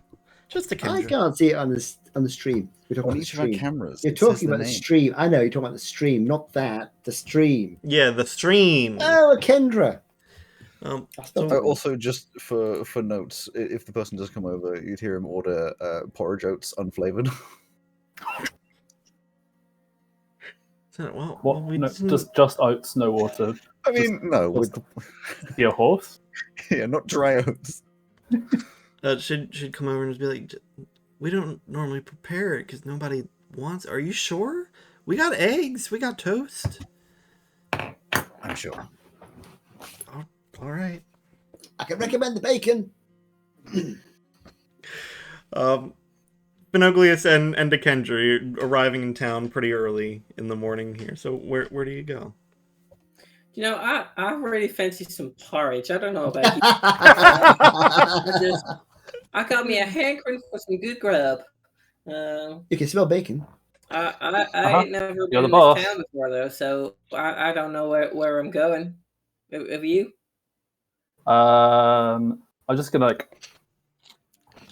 she means to just grab somebody by the shoulder and just be kind of tap them, she just accidentally just like fully just like, hey, do you know where we can get some bacon? Thanks. Just... The only other person walking through early in the morning. Yeah, it's a small town and like 6 a.m. So you catch a sport, right? No, it's you like a catch postman or something. I don't know. It is a farm town, so you catch a farm hand headed off to work at one of the farms. It's like, oh my, what the hell? Be careful. You know, we can get some bacon. 9 Horseshoes, just middle of the main road, north side. Cool, thanks. Have a great day. Bye. Just be careful. What the hell? Hey, Why? It's only bacon. Before you go, this is the town where like people are going missing and weird stuff's happening, right? We're in the right place. Yeah, are you here to help? Yeah. I hope so. Okay, if I was gonna start helping, where would we go for that? There's this really weird sign on the general store. I'd start with that. We tried to get rid of it and it just kept coming back. So. And the general store is in which direction? Just after the square, it's the first building on the side of like the main stretch. Okay, great. Thank you. What's your name? Thank you. I'm Jason. Jason, you've done a good job today. You can go home and rest easy. Take the day off. I can't. I need to get paid. Oh, well, that's unfortunate for you then. But I suppose have a nice warm feeling in your chest knowing you've done good for your town. Thanks. You're welcome. Now get on. Get. Just shuffles up from the ground. Jogs off. Well, Kendra, what I would normally do at this point is I would go to the starting place of like our job. But since I've got you coming along with me and you seem hungry, why don't we do that first and hope that no one goes missing in the meantime? Sounds good to me. Okay, great. I don't remember which direction he said it was in. I think he pointed behind him. It was like the nine somethings. 9. There are 9 horseshoes. That's the one. Yeah. 9 horseshoes are going to feed us. Okay, well let's go that way and see if we can spot 9 horseshoes. I'm going to assume that's some kind of inn or pub or something. Yeah. You. As you're walking down the street, you have the nice smell combination of fresh manure of the surrounding farms and a steady stream of bacon smell coming from down the road. Manure and bacon. That countryside specialty. The monks never let us have bacon or manure. Oh, can I offer you some coffee? I just realized it's early morning. We've been walking for hours. I haven't offered you any coffee. You want some? Oh, yes, please. Okay, so I will take again my metal flask, unscrew the top, have some myself, and then pass it to you. Are you telling me that Kendra has anything except for pumpkin spice lattes? She'll take what she can get if there's caffeine in it. Fair. So when you get to the 9 horseshoes, it would be a small bottle for you because it's. Oh yeah, this is a shot glass. Fairy size. Shot flask. But as you drink it, you realize as much as you drink, there is more still in there. Oh, I need one of these. And this is the item I was laughing at last night when I looked at Joe's character sheet. This is a bottle of Boundless coffee. A bottle of Boundless. I want one. In real life, Simon wouldn't have anything to do with this. No, me neither. Like coffee, I despise coffee. Okay, but you much of that, but I wouldn't fill up on it. Otherwise, you'll not have any room for your bacon, and you'll get the shits out. Oh, don't worry about that. You got to regulate your intake. That's strong stuff. Oh, when you get to the 9 horseshoes inn, what scene do they see? Is there? I feel like there's a weird tension brewing in this room. No, I mean, Carrot would be fine. He's sort of happy to sit back, relaxed, having some breakfast. Taris would be in the corner with his bowl of oats, eating it slowly in the same way, sipping on a bottle of wine, nothing over fast. And he would be usually looking around the room, but seeing as I'm assuming there's only one other person in this entire tavern, he's probably got a scroll like open on the table, analyzing. Although it doesn't stay there very long. So the room itself is very old Western, like bar type thing. They have, except they don't have the weird like little shutter door. That'd be fucking insane. And not door? That's the best no, but it's insane. It's so door. Okay, so there's a vestibule. There's a normal door in front, and then you open that door, and then there's a little saloon door when you go in there. They did have a door, but then a Kendra walked through it, and it just tore the hinges off. Yeah. No, the vestibule is real now. So there's a small room that says, "Please wipe your feet." There's a place for you to leave your umbrellas or anything like that, and then a little saloon door into the main bit. Excellent. And yeah, it's a pretty wide space. There is a piano in the corner. The long bar with some alcohol there, and then a window into the kitchen on the left side as you enter. And then at the very back, there's a staircase up, and then like 5 or 6 rooms on the second floor. And you see these two guys just sitting here. If you can give me back that I got in trouble before for taking my own food and drink in places. Well, I'll take that back if you're done with it.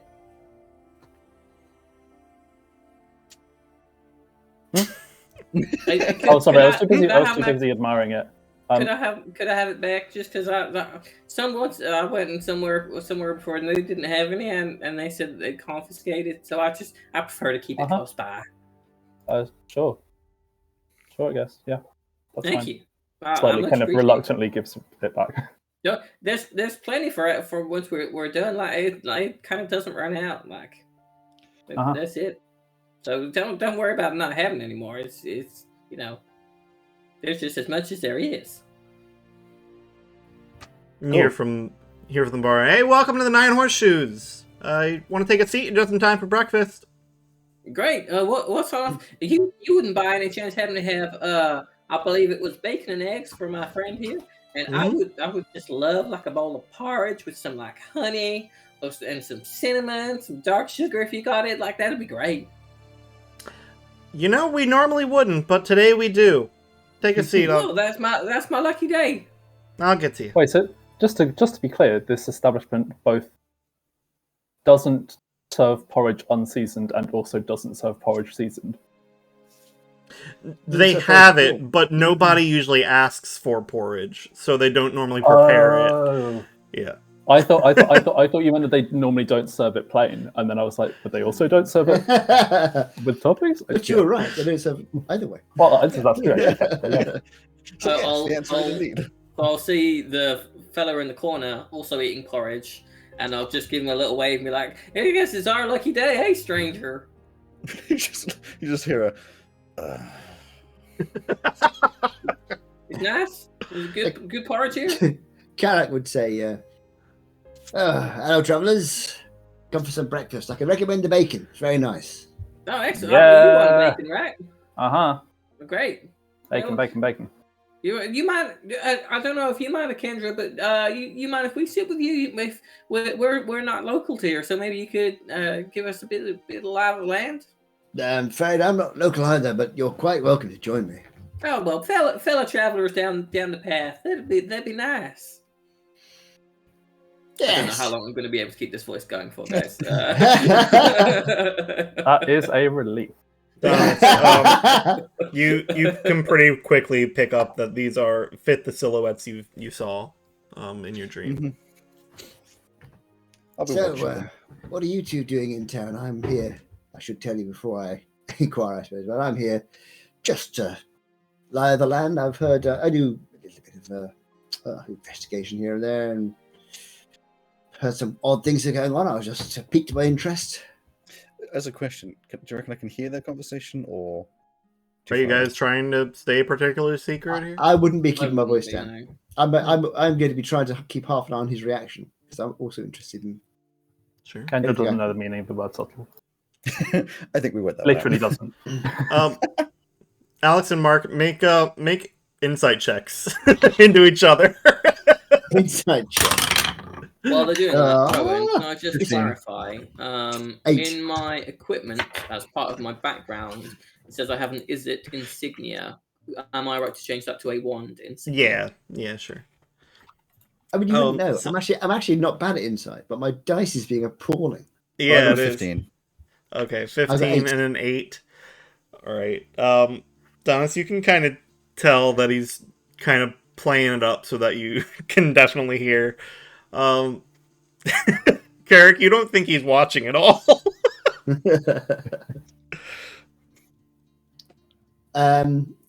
Yeah, so what are you doing in town? Oh, well, my name is Phenoglius Jaffiname.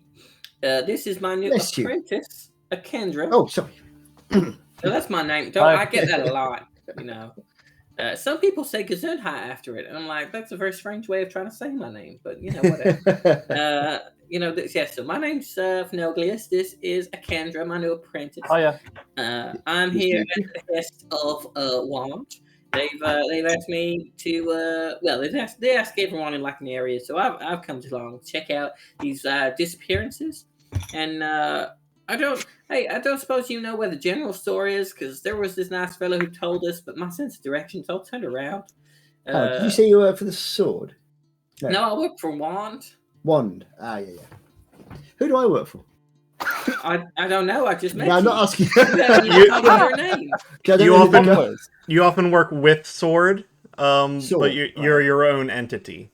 Yeah. But so the guard is sword. Yeah. They're like the military. I'm just here to see cool stuff. Yeah, Kendra's kind of dipping her toe in the water, seeing how she likes it. Oh, very interesting. I tend to help out wherever I am. I usually find someone who needs a bit of help. My name's Rajak. Rajak, nice to meet you. Yeah, good to see you too. I'm afraid I can't tell you much about the town. I don't really know much myself yet. But I'm sure we'll see each other. It's not a very big place. I'm sure we'll see each other. Anyway, I need to be away, I'm afraid. I've just finished As you're having your conversation, just so that you haven't walked away. Does Well, Rajak as not we're need to do a deception roll again? Are you guys particularly suspicious? I've got no reason not to believe that that's his name, so I'm I suppose fair enough. yeah. Dennis going to finish off his porridge, obviously, nice and clean. Pick up the bowl. Are you guys at the bar, or you're in the corner in a little table? We're sat at Rajak's table. Okay, in which case he'd go over to the bar, place the bowl down, walk over to these guys, and without even an introduction, just be like, I assume you'll hear about the weird sign. Mm-hmm. Well, I Yeah, have you heard are- tell of this sign, but You're the yes. second person who said about the sign being weird. So This is we going to were be a told really, that might this is where going to be a we wanna really cool start. sign. Yeah, I've already got my hopes up for this. This is great. Mm. You know, sometimes like the last job I was on, you know, it was just a hat that was spewing out rats and stuff. You know, this has got a bit of mystery. Well, it's pretty cool. Don't do it down. As you two are a little sort of conversing, I imagine. I don't know if they'd notice or not. That's up to Ron, I guess. But I can't help but imagine that Carrick and Danis are just like eyes locked, like not a word has been said. It's But there's a moment. both of you insight check. Like, yeah, give me the rolls. I can't. Oh, there it is. Fenoglius. Come on. That's Fenoglius. better. Oh, Not those you two, two. not those two. Fenoglius and Wrong two. Oh, right. Oh, those two. wrong That's a two. shame. I got a good roll for change. You want me and Simon to roll? Yeah, And what was it? Insight? yeah, You just can insight. feel the tension between the two of us. Yeah. Oh, 16. 21. You guys can. It is almost a visible tension. Like if Have you we had if you a if you had could a long see rest, the- by the way? yeah, it's yeah. You could basically see like the anime tension line locking between their eyes. Oh, You I'm never, sorry. Did we say something to offend you? No, this gentleman. Oh yeah, what's between you guys? You didn't tell me your name. I didn't. My name is Fenot. I'm sorry, you're not talking to me. Don't. Just ignore me. I'm not here. I'm just gonna eat my porridge. You guys carry on. Yes, you didn't mention your name. No, I didn't. What should we call you? Whatever you like. I'll think of something. So, am I to take it you're also interested in this sign? I am. What's your interest? Same as yours, I would assume. I'm just interested to know why people are vanishing and what the sign might have to do with it. About sums it up. How interesting. Oh, come on! You can't just like come over here and you're like, "Oh, what's about the sign?" And then you, and then we ask you and you say nothing. That's not fair.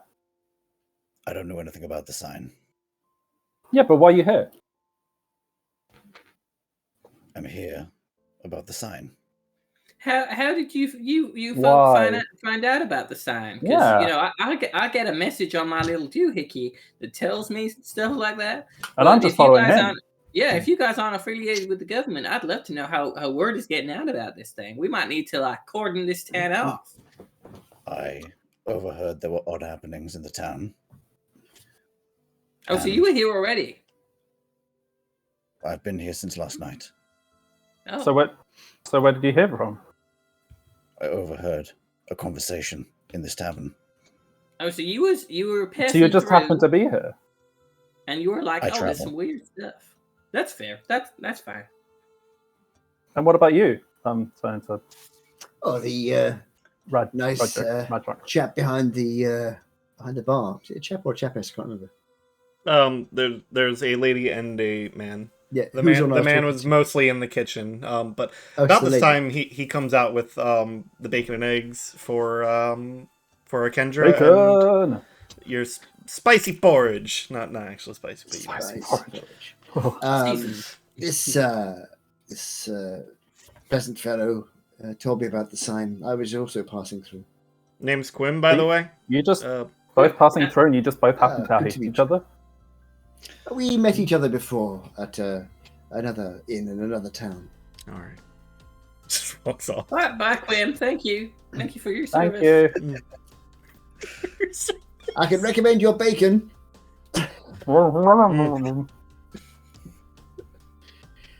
Well, I was going to go and talk to the sheriff, or at least the deputy, about the situation in this town. If anybody wishes to accompany me, that would be fine, or I can... Perhaps we can investigate together, since we're four eyes. If you want to come with us, I think we're going to head to the sign first, and then have an ask around. Might as well. Okay, we really could do with like a name though if you're going to be coming with us, because it'll be just a little bit. I'll feel real awkward if I'm just being like, "Hey, you tall guy," you know. He would turn to you, extend a hand for a handshake, and say, "Taris." Darn. Oh, your name is Taris. Okay, I will fly myself up so that I'm at eye level and shake his hand. That is real nice to meet you. It's a fairly strong grip. Also, I was going to go back. You said that Akendra has absolutely no subtlety. Is there no comment on the fact that he is grey skin, cracked, misty white eyes? None of that? No. Fair enough. Just another strange person. Don is a good name.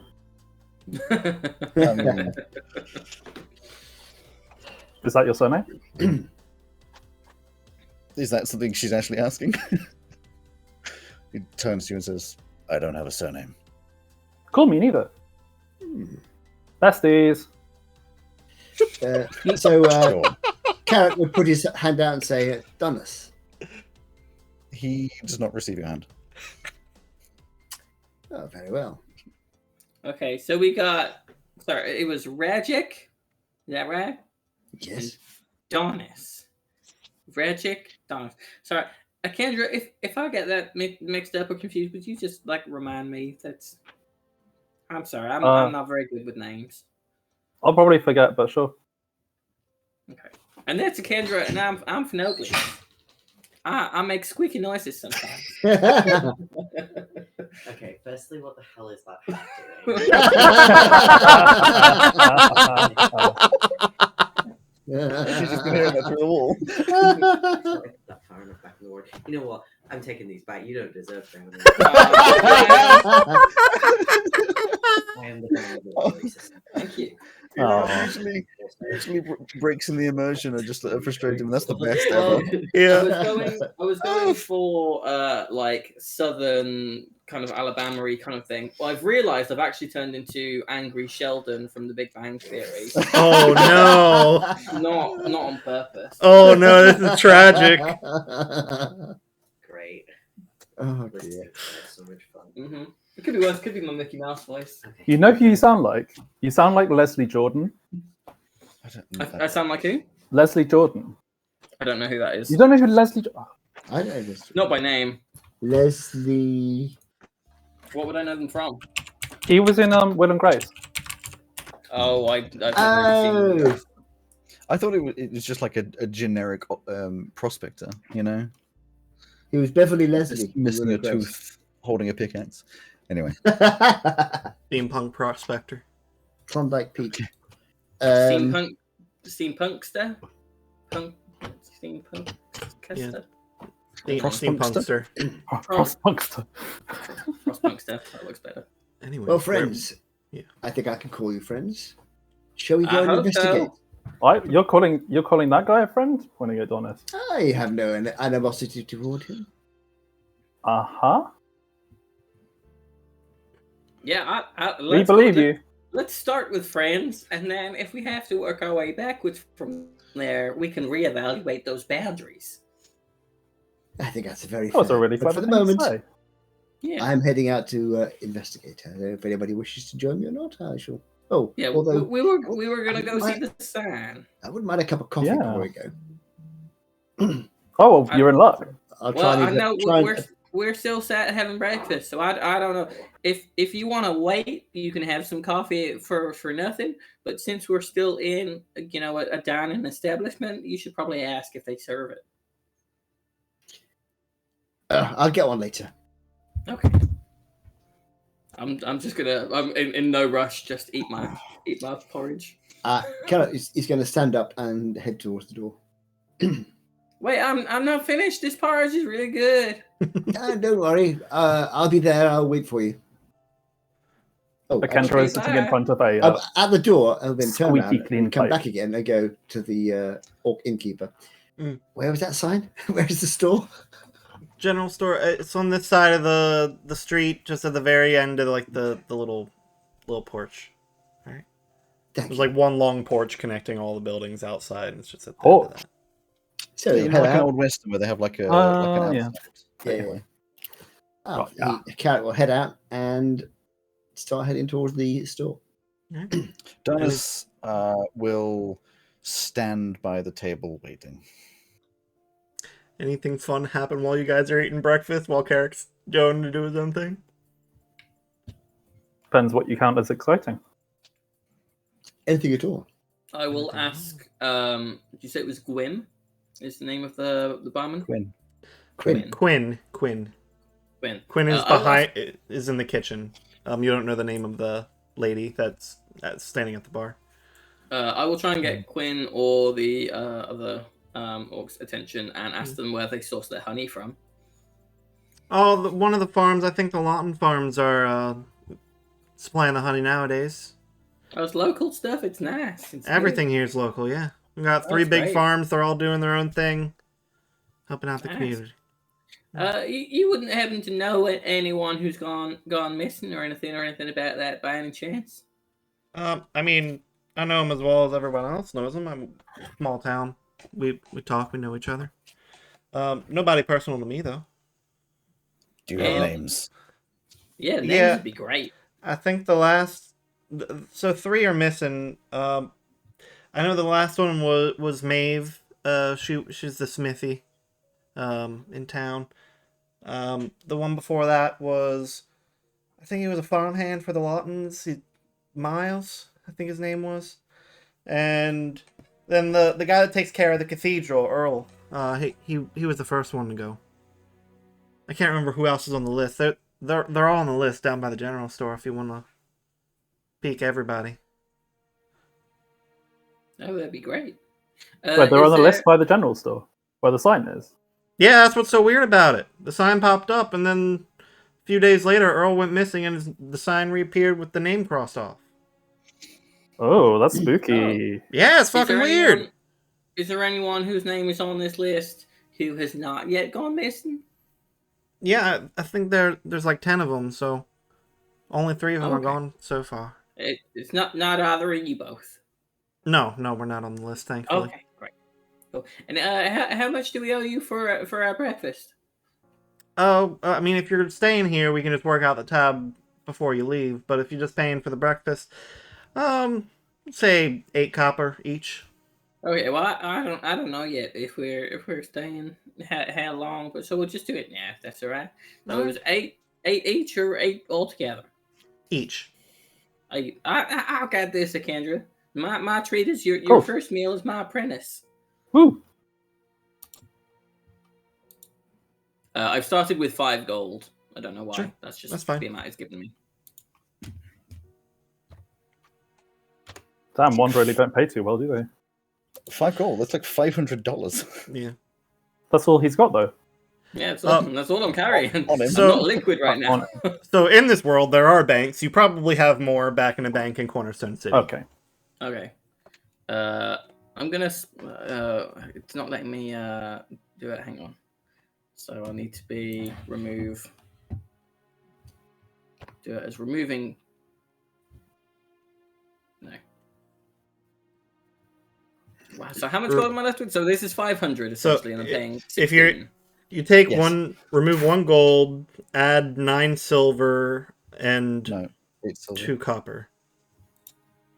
8 silver, because if it's 8 each. Oh yeah, 16. you're paying for both. So 8 silver and 4 copper. Yeah. Cool. Thank you. Cool. And if you want to, after the session, like break up the gold in whatever way you want, feel free. As soon as you pay, Danish just looks at both of you and is like, "Let's go." Well, you're the Meanwhile, boss now. Yeah. Are you done, Kendra? Mm-hmm. Okay, let's. Kendra has a sparkling clean plate in front of her. So while you guys are finishing up, Carrick goes down and checks out the sign. You see just a normal wooden board sign with like paper nailed to it. There are 10 names. The first 3 are crossed out. In order, the names go. Earl Bird. Okay. Can you copy and paste this in the chat? Yeah, exactly. I'm going to write down 10 names. Yes. There's other information that I added to it. The stuff after each colon is not on the actual list. It's just the names. But it doesn't matter if you have the information, so... There you go. Yeah, so there are 10 names. There's Earl Bird, Miles Alpheus Head, Maeve Beatrice Dunn, Mona Lott, Doris Shutt, Stand Up, Robin Banks, Oh my god. Theodore Chambers, Sarah Nadir, and Lois Price. I can see. Early bird. Early bird. Yeah, miles ahead. Miles ahead. Yeah. Maybe just done. Maybe be done. Maybe done. Maybe done. Yeah. Monologue. Yes. Doris Shut. Doris Shut. Stand Up. Stand Up. Robin Banks. Robin Banks. Theo Chambers. Teddy. Teddy Chambers. I don't know what that. Ted Chambers. What's that? What is that though? Theo Chambers. You can't just keep saying very. We're missing this one, Rowan, I think. Yeah. There'll be reasons for it. Don't worry about it. Serenader. Serenader, yes. And Lois Price. I didn't know where you came up with all of these. Theodore Chambers. No, I found a list of funny names that I picked and chose Obviously. from. Could Theodore Chambers be the Odor? And then I don't know what the Chambers thing. The Odor. Don't know. I'm lost. I have no idea. This is going to bug me for the rest of the session now. Completely ruined the immersion. It's obviously Theodore Chambers. Is the general store open? It's probably still pretty early. There's a sign on it that says opens at 9. It's still only about It's half 7. still it's like 7:30. Yeah. Okay, so all I'll see at the moment is there's 3 names. No, there's 10 names. 10 So names. if I The 3 are crossed out. Where's my sheet here? If I were to use my goggles, Which ones are crossed out? Is it just the top 3? Top 3. So I'm going to use my goggles on the paper, on the piece of paper with the names on. Okay. It says. Remind me what the goggles do.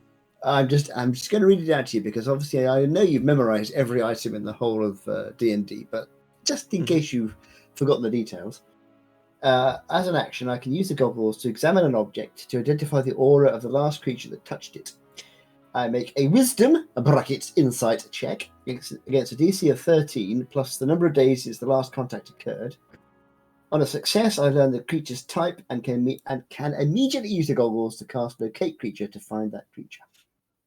Okay. Which I'll come back. I'll worry about that if I actually manage to get the DC. Yeah. So let me work something out here. I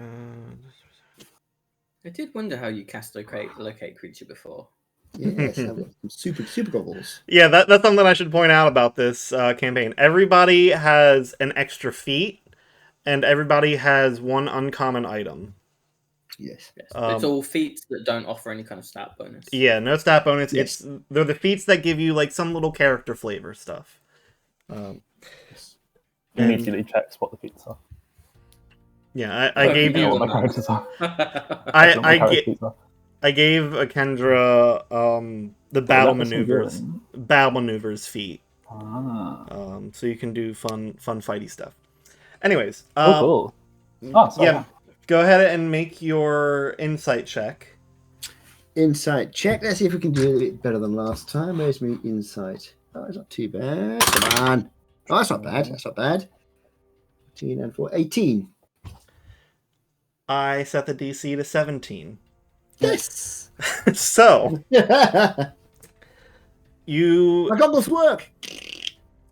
You figure out that the last creature that touched this is classified as undead. Okay. Uh-oh.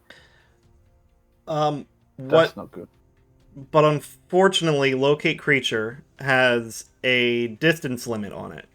1,000 feet. I think it is. There are also a few other caveats on Locate Creature, such as going through walls or running water. Yeah, or not walls, but walls. It's. Let me double check because I'm looking as well. Yeah, it says as long as the creature is within 1,000 feet of you, if the creature is moving in a running spell, or at least 10 feet wide blocks a direct path between you and the creature as well. So 30 feet. If the creature's the water has to be 10 feet. If running water at least 10 feet wide, blocks it. So if there's a river of 10 feet wide or more, that stops it. But other than that, I'm okay. So, the Locate Creature, if you follow it, since you have a little time while they're finishing eating, takes you out just past the town on the east side, I think. Let me double check that. Because I do have a map of the town. Yeah, east side, southeast side of the town. Past the farms. And it stops. But there's nothing there. Okay. So there's just like a ping just past the farming fields. Great. Southeast of the southeast city, or of the town. How far? Maybe another 100 feet past the farms. But there's nothing there. Nothing there.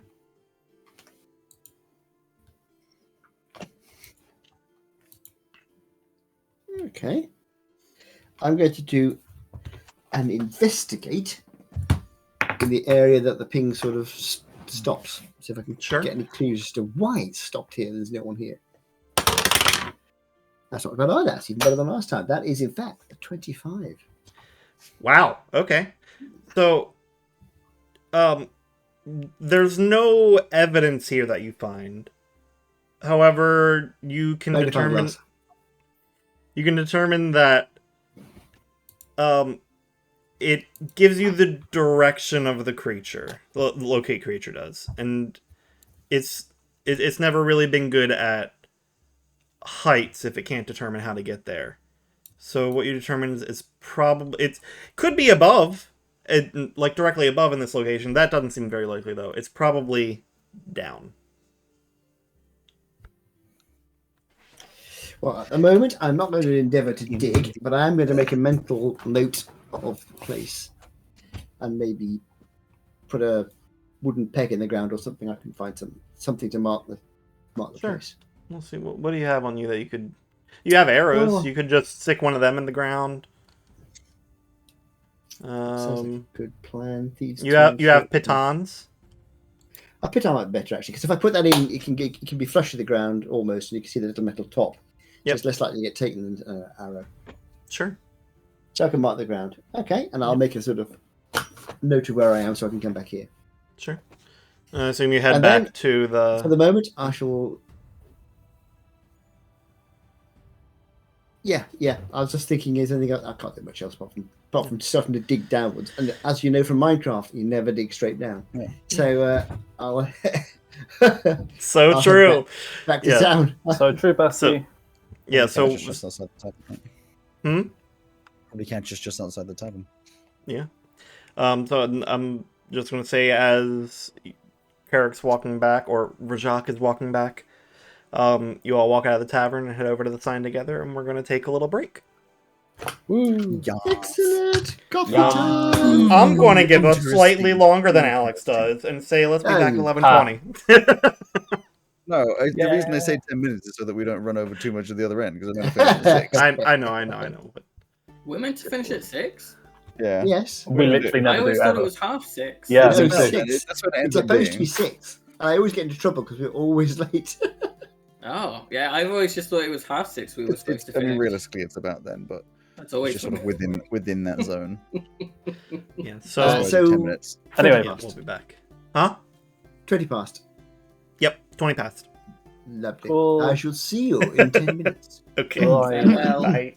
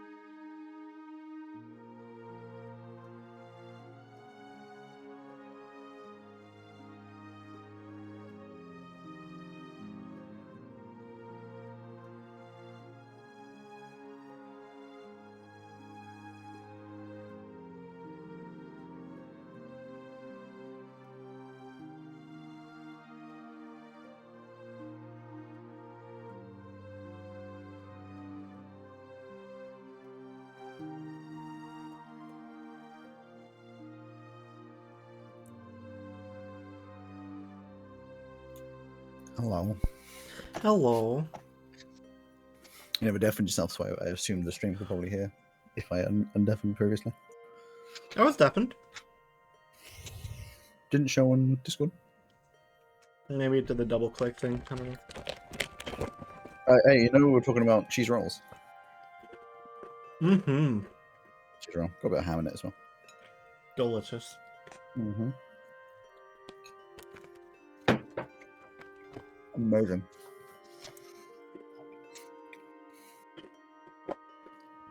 Mm-hmm.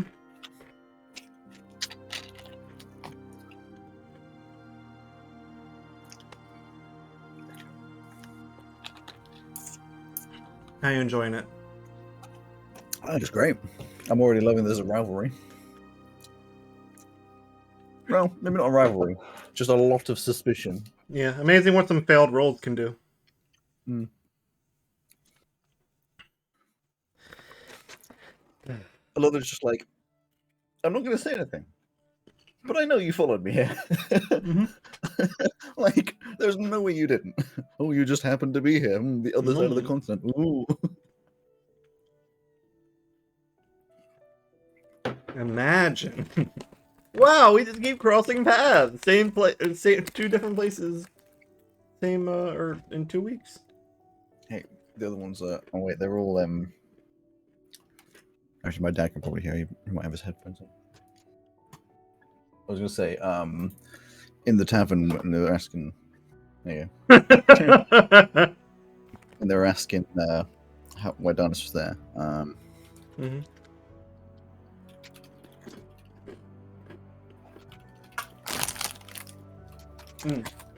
Mm-hmm. Greetings. Hello. Oh, I noticed. I noticed. What has been noticed? Nothing. Is it all the horrible stuff in the new UA?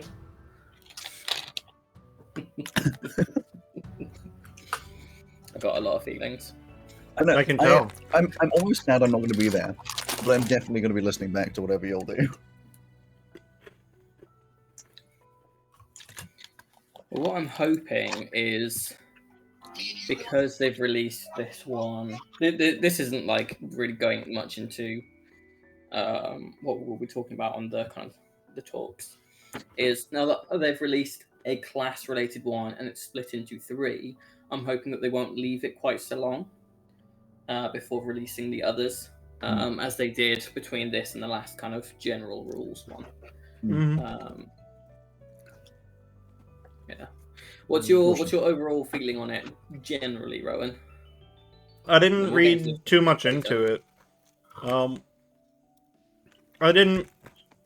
mean, the one thing that stood out to me is I only read it in the Bard, really.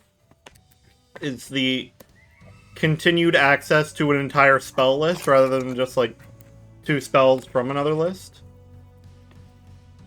For the magical secrets? Yeah.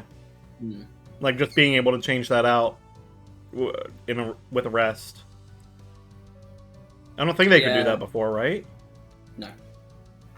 No. Well, from the looks of it, so Alex, this is probably interesting for you if you've not taken much of a look at it, is from the looks of it, all spellcasters will now be prepared spellcasters rather than spells known. So all spellcasters will be able to swap out all of their spells on a long rest, including cantrips. Oh, wow. And then there'll be other limitations within that on the kind of spells that you can prepare. Also, something that they've changed or are looking at changing is the number of spells you can prepare per level will be dictated to you. So, for example, at the moment, say you're a 20th level cleric or whatever, if you wanted to, you could prepare 10 6th level spells. On the new one, you will only be able to prepare 1 because you only have 1 6th level spell slot. Oh, okay. So the slots have to match up with the spells. Yeah. So if you've got 4 first level spell slots, you can only prepare 4 first level spells. Now, I personally hate that. I don't like that. I was going to say, we'll stop it there because I know for a fact we're about to hit opinions that I want to be in a single episode. Oh, because they're going to be very passionate. I'm going to repeat all of this. And we'll have had more time to stew on it as well. Mm-hmm. Damn stew. Excuse me. Yeah, I know a guy who I quite like is an optimization for D&D YouTuber called Treant Monk. I know he's doing a thing on the stuff that's been released, if anyone is interested in watching those. Because his analysis is normally really good. Oh, yeah. I can tell it's brewing. It's on the edge. There's so much that... So this isn't general. This is a more general thing, inclusive of the last release that they did of the playtest. When they said it was going to be 100% backwards compatible with current 5e, that's just a lie. No. Uh-oh. Well, it can't be. Unless you use... Well, depends what you count as backwards compatible. So you to could me, use these characters in the old worlds that you've made, but... Yeah, to me, 100% backwards compatible would be that it would be equal in terms of power level, outside of the things that they are specifically updating. Like if Draconic Sorcerer gets updated, that is a new version of that thing. Totally understandable that those two things might not be compatible. But things like you would not really, or in the interest of balance or fairness, you would not be able to have a character made with 5e rules and a character made with 1 D&D rules and them be equal. Yeah.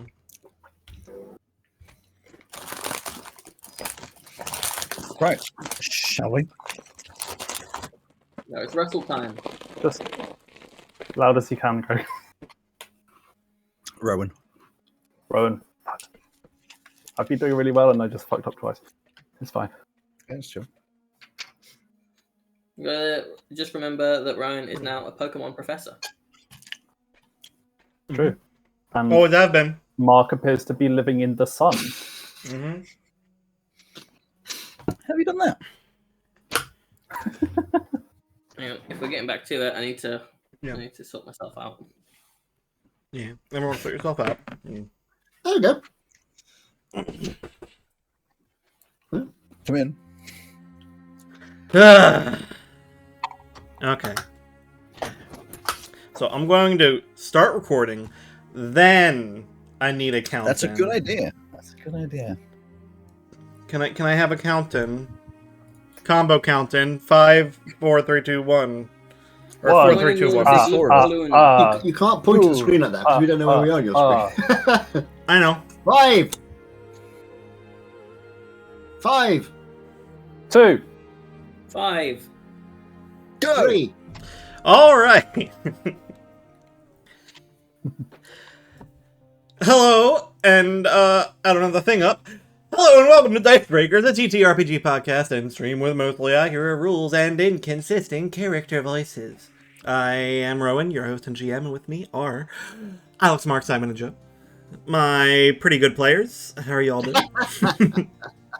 We are both pretty and good, thank you very much. Yeah, I'm the pretty good. But why was the intro really pushing in some like William Shatner vibes?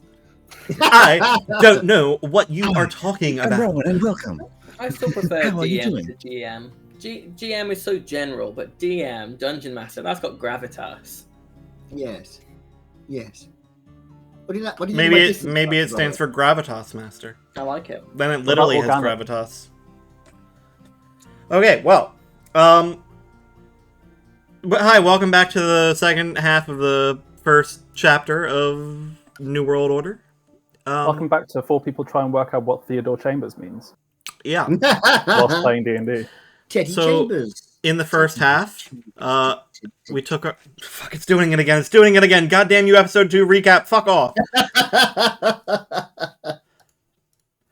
It's really hard when I'm thinking about different things now. The writers are really slipping this season.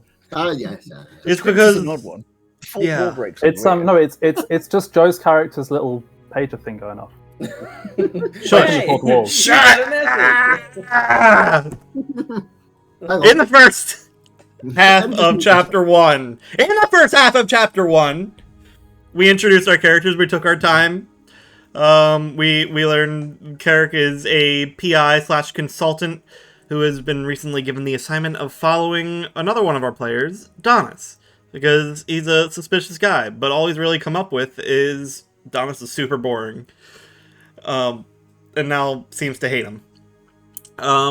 We also had the introduction of Fenoglius Jofinimi, and an artificer that works with the wand department of the Tarot government. Who they solved a little problem in a nearby town before meeting another one of our player characters, a Kendra. It was mostly still a mystery right now, except we know that they're very funny and like their caffeine. And then with Donis, perfect timing that I took a sip of tea as you said that. Donis had a little dream, and is we can tell he's a very stoic man. But now they are following a mystery in the town of Little Ashbourne on the Painter's Coast, the far east side of the continent. And they're just arriving at a very odd sign. If anyone wonders why we keep calling Mark's character the wrong name, it's because that's all he's given us so far. Yep. Carrick, also known as Rajak. Also, Alex in the the corner of the stream going like, Rowan thought he was doing so well and now he's losing it. Oh no, and, like, I was thinking us more chaotically not letting him do the intro, and Alex is here's like, the thing. now you Here's see the what thing. it's like. The reason why I didn't say anything whilst you were interrupting and pursuing that sort of let's make Rowan really angry at trying to get the intro started is because I'm always on the receiving end of that, and there's only one person out of all of you all that's actually quite reasonable in trying to get things started, and that's Rowan. So I only owe them the courtesy of not being chaotic here, at least not for now. Well, oh, it's really great when Mark tries to speak and is muted. You mean like every episode? Yeah, so Carrick is coming back from the fields. Oh, yeah. When you three exit the 9 Horseshoes Inn and start walking towards the general store together. I shall head back to the sign again because I said I'd meet them there. Mm-hmm. So I don't know when I'll get it, when I will get there. No, it's like one of those very awkward interactions where they leave 9 Horseshoes at the same time that you walk past, so you're like walking in the same direction but kind of apart because of the weird tension with Donis. No. If they are there, I would say yeah. Well, guys, I've had a quick look at the sign, and there's something peculiar. But let's go and look at it first, then I'll tell you what I found. Well, we were told by the innkeepers that it's a list of 10 names, and 3 of them have been crossed off by someone, and the sign kind of reappears when a name gets crossed off, but that's the person who goes missing. That would make sense, yes. Well, I've investigated the sign a little. You're right; it's exactly what it says. 10 names, 3 crossed off. I have a technique and a device which helps me to find people.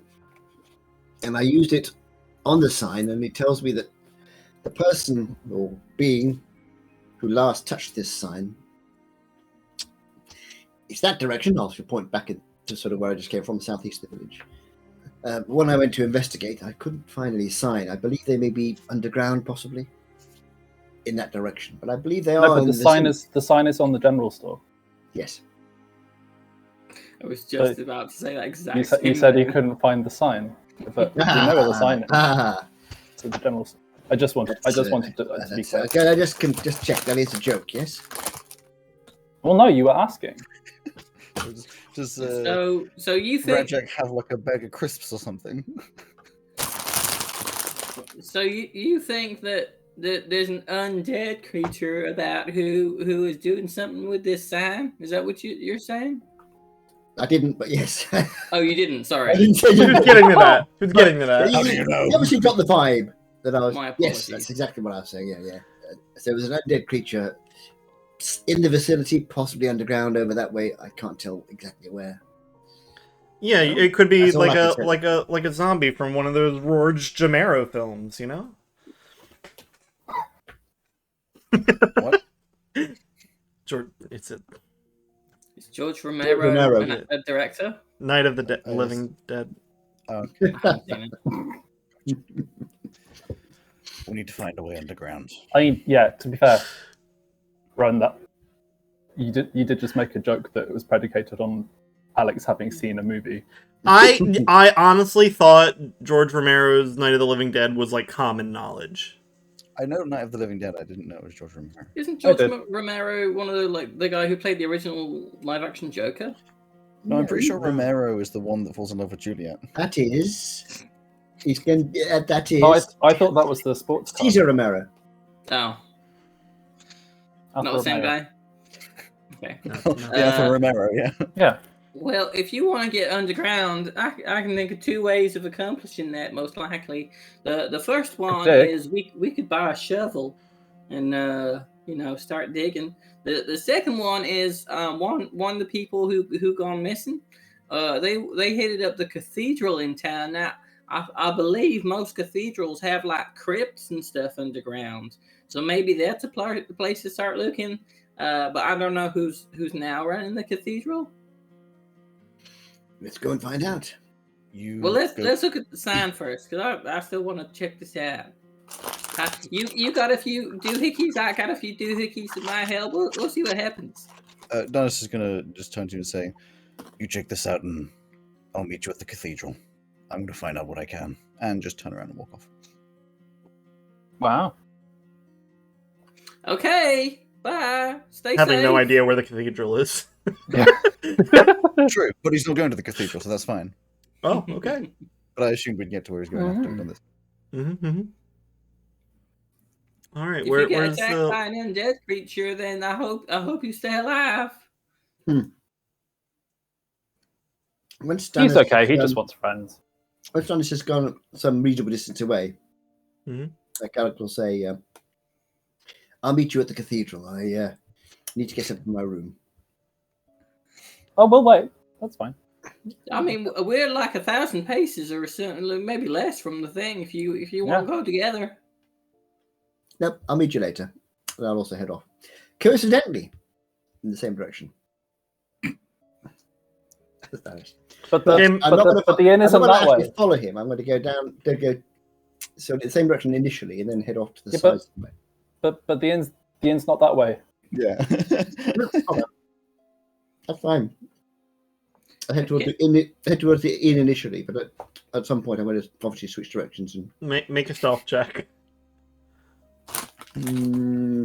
Kendra, I must say, we're gonna have to be on our most kind of most watchful behavior, because I think our new friends feel a little bit of like social awkwardness. So we should try and make sure that we are being gentle to their sensitivities.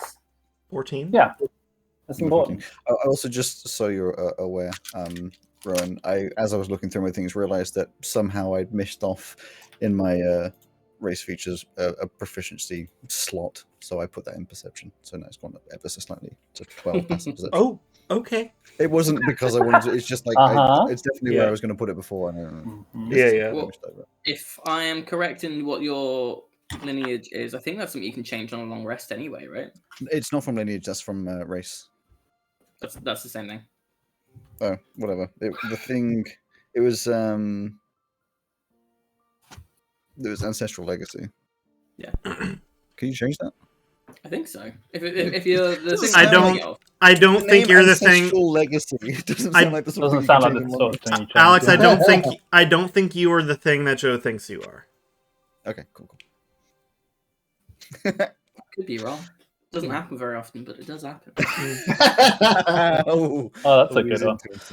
Anyway, yeah. Yeah. So okay, Finn and Kendra, what do you do? Let's figure out what you're doing before these two. We're gonna have to not go with Finn as a name because that is just gonna make me confused. You're going to make me say Finoglius every time. Yeah, PJ. Okay, PJ, tell me. PJ and Kendra, what are you guys doing before we get to these weird PJ suspects? And Anna Kendrick. Kendra Skywalker. This is getting more and more unhinged. Please, where are you going? What are you doing? We're going to the sign. Yeah. Okay. You're at the sign. That we've still not been to. Somehow. You're at the sign, aren't you? Yeah, we were on the way there when you ditched us. Both of It's you. a really it's a small town. It's a short walk. So yeah, you see the same stuff that Karrakin saw. There's a wooden sign with paper nailed to it with the list. With the So first Dennis three didn't even crossed get to see the sign. No. Oh, I thought that was what he was here for. That's what he said he was here for, but Maybe he's not telling the truth. well, like I said, he seems like a soul who feels a little awkward around people. So, maybe he just really needed the loo. That could also be it. It would not surprise me if people echoing through the town. Don's like, got a I've weak got to bladder. investigate the insides of my bowels that are about to come out of me. I'll find out what I can. The inside of my bowels. Sorry, what? What is he giving himself a colonoscopy? What? Maybe he ate something funny. He's just trying to find it on the other side. Oh yeah, all that unflavored. On the other side, it's not like he's going to the afterlife. You saw it. The man has some kind of skin condition. I don't want to say. I do want to comment on it. Maybe if he needs a top up of some kind of lotion, I can help him. Make that up. But the man is clearly unwell. Did you not notice that? He's very pale. I'm struggling to fathom this voice that you. This voice is killing me. I now have a thing of I have to get of Simon. Whenever I introduce a character, Simon very quickly usually says that he hates them. So I'm trying to get that. Trying to set a record. This only happened once, I think. Twice, maybe. Maybe 3. I think it's just twice. So yeah, he's clearly not well. So who knows? Anyway, I can't hate because you're Leslie George. I still don't know who that is. It's okay. He's only like an iconic character. So while we're at the sign, I will take out my little tricorder and I will begin cranking it up for 10 minutes, and I will ritually cast Detect Magic. Sure. Wow, that thing really takes a lot of winding, huh? I mean, the power supply is an inexact science. I don't. The detail doesn't matter so long as it works normally. When you're done casting it, you see that it is a completely mundane sign. Oh. I think this thing might be broken. What, the sign or the windy thing? Either or at the moment, yeah. How disappointing. Well, actually, you know what? Maybe this was. I think we might have made a causational error. We assumed, or at least I assumed, the fella at the end said they tried to take down the sign and it keeps coming back. Maybe someone just keeps putting the sign back. Yeah, that's what it's got to be. If the sign itself is not magical, then it's just, some person with a grudge. That's a lot less fun. It is. But the presence of an undead creature is intriguing to me. So we should still stick around and not just kind of skip on out of town. Okay, yeah, that makes sense. Cool. This could still be fun. Yeah. I'm having fun getting to know you. Oh, thank you. You're very welcome. You are well on your way to that recommendation to wand. I should ask you though. How do you do in terms of the arts of combat? We'll call it. Oh, that's okay. Yeah, I'm good. Yeah, that's fine. Just because sometimes if we're transporting magical artifacts, some people are like, "Oh, they've got magical artifacts." Well, and, unlicensed magical artifact traders, they can sometimes be nasty people. So, I mean, yeah, I've been taught to fight, but it's nothing fancy. Okay, you want a knife, and I'll pull out a dagger from inside my belt. Where did you even get that?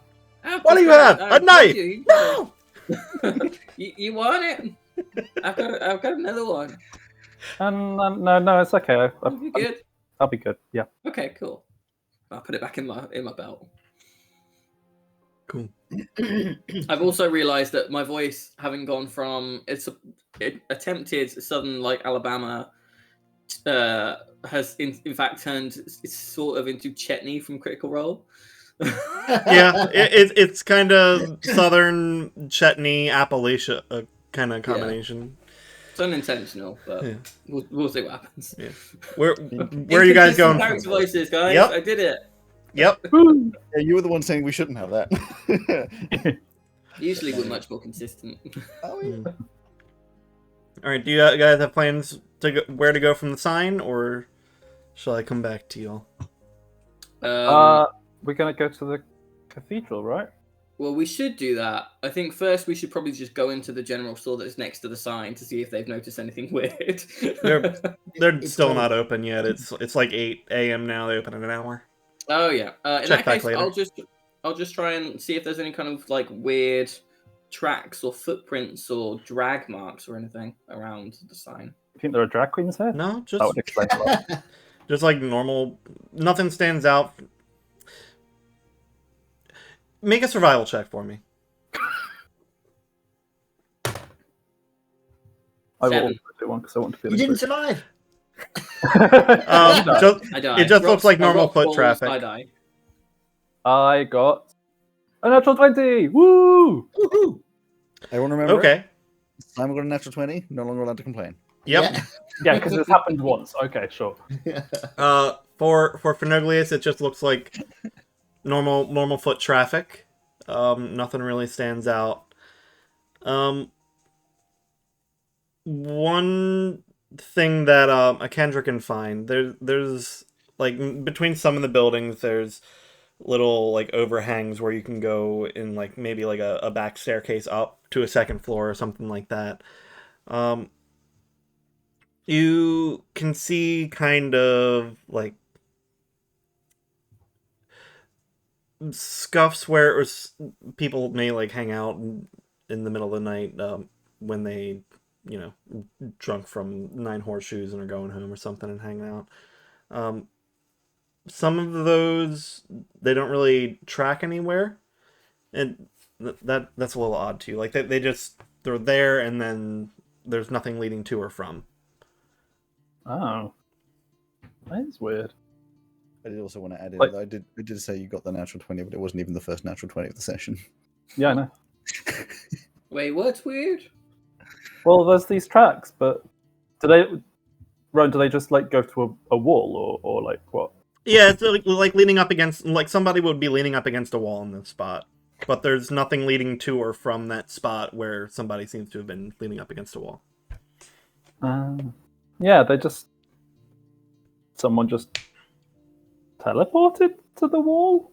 I mean, that doesn't seem so strange to me. It's kind of like, it's kind of like this. I'll just go lean against the wall and then I'll just fly up a few inches. Yeah, but I feel like they would have mentioned it if there was like flying people.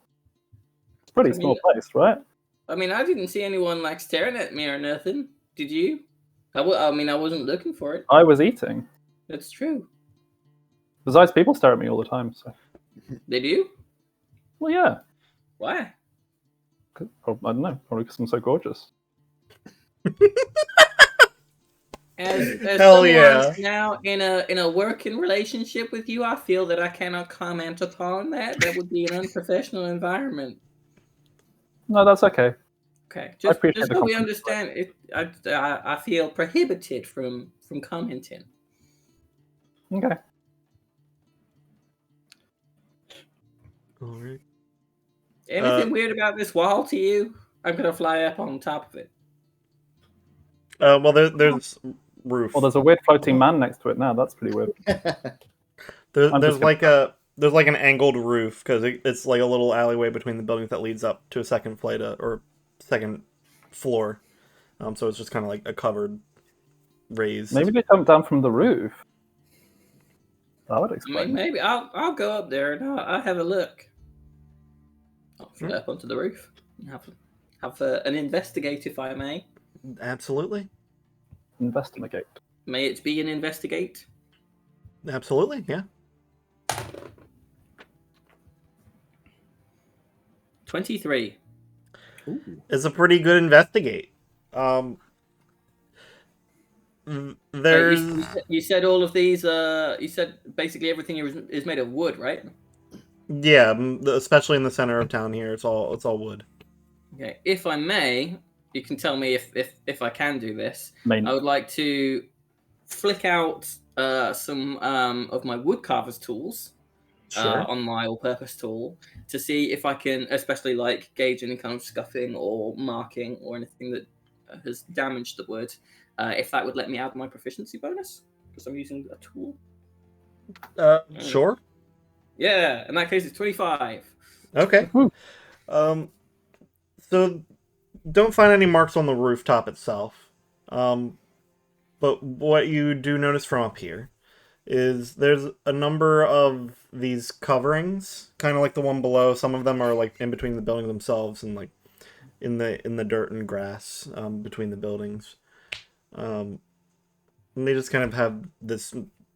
They have the shadowy incline that leans into the road a little bit. The town is it's structured in such a way that there are a lot of hiding spots, and like people may come from any direction since a lot of these roads are intertwining. There's not a lot of them, but people are starting to come out of their houses, and they're just not all headed for the main road. They seem to have their own tracks that they follow through the city, just from living here for so long. And in the distance, to the southeast of town, you can see the tip of a cathedral. Kendra, would you just, if you go over to that like shallow recess over there, it's kind of like the one you're standing in now, would you check and see if there's any kind of tracks or anything in there similar to the one that you already found? Uh-huh. We'll just go with your roll from before. Yeah, there are similar things. Where people seem to just appear and then not really come or go. Oh, I will. Are you telling me that? Uh-huh. Oh, fuck. That's not good. One, it's a coincidence. All of them is a concern. That's really bad. What if it's an armada of fairies? Huh? Well, I mean, it only makes sense if the tracks are only within shadow. We have a person presumably who is just hopping along from shadow to shadow. If it's not in between the shadows and it's only in the shadows, that means that they're just going boop boop boop, and that kind of like, that's some powerful mojo. Please tell me mojo is the official term for magic that Finoglius uses. He's actually talking about the Marvel character. Let's say it's like a unit of measurement, like a volt or an amp. Sure, yeah. I love that. That's MP. At least 3 mega mojo. Mojo powers is what MP stands for. Is Joe short for Jofinimi, so you can either have mojo or less Joe? I'll have to think about that. I'll write out a thing. We'll see what that takes. Oh, so it's to be clear, it's mojo. Yeah, of course. M-E-A-U-X. Yeah. Yes.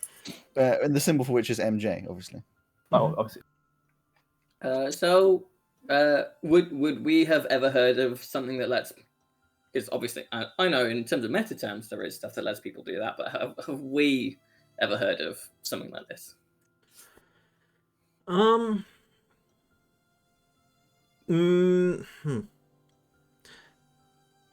Make a history check for me, both of you.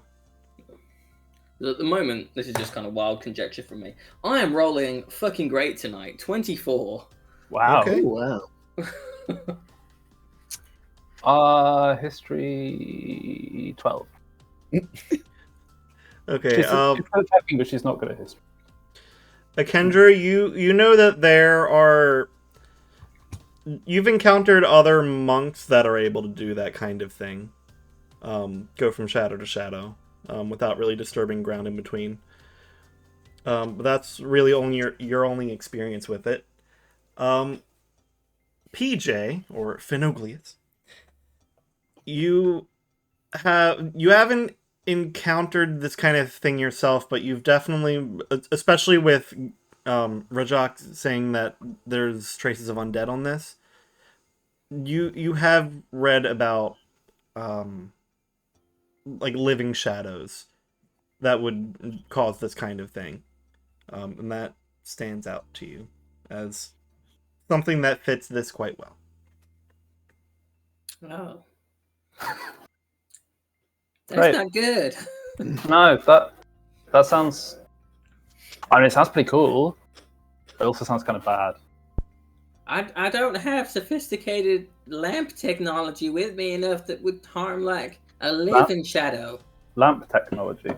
Yeah, you know, Fire. I'll take out my knife again, and I will infuse it so that it lights up.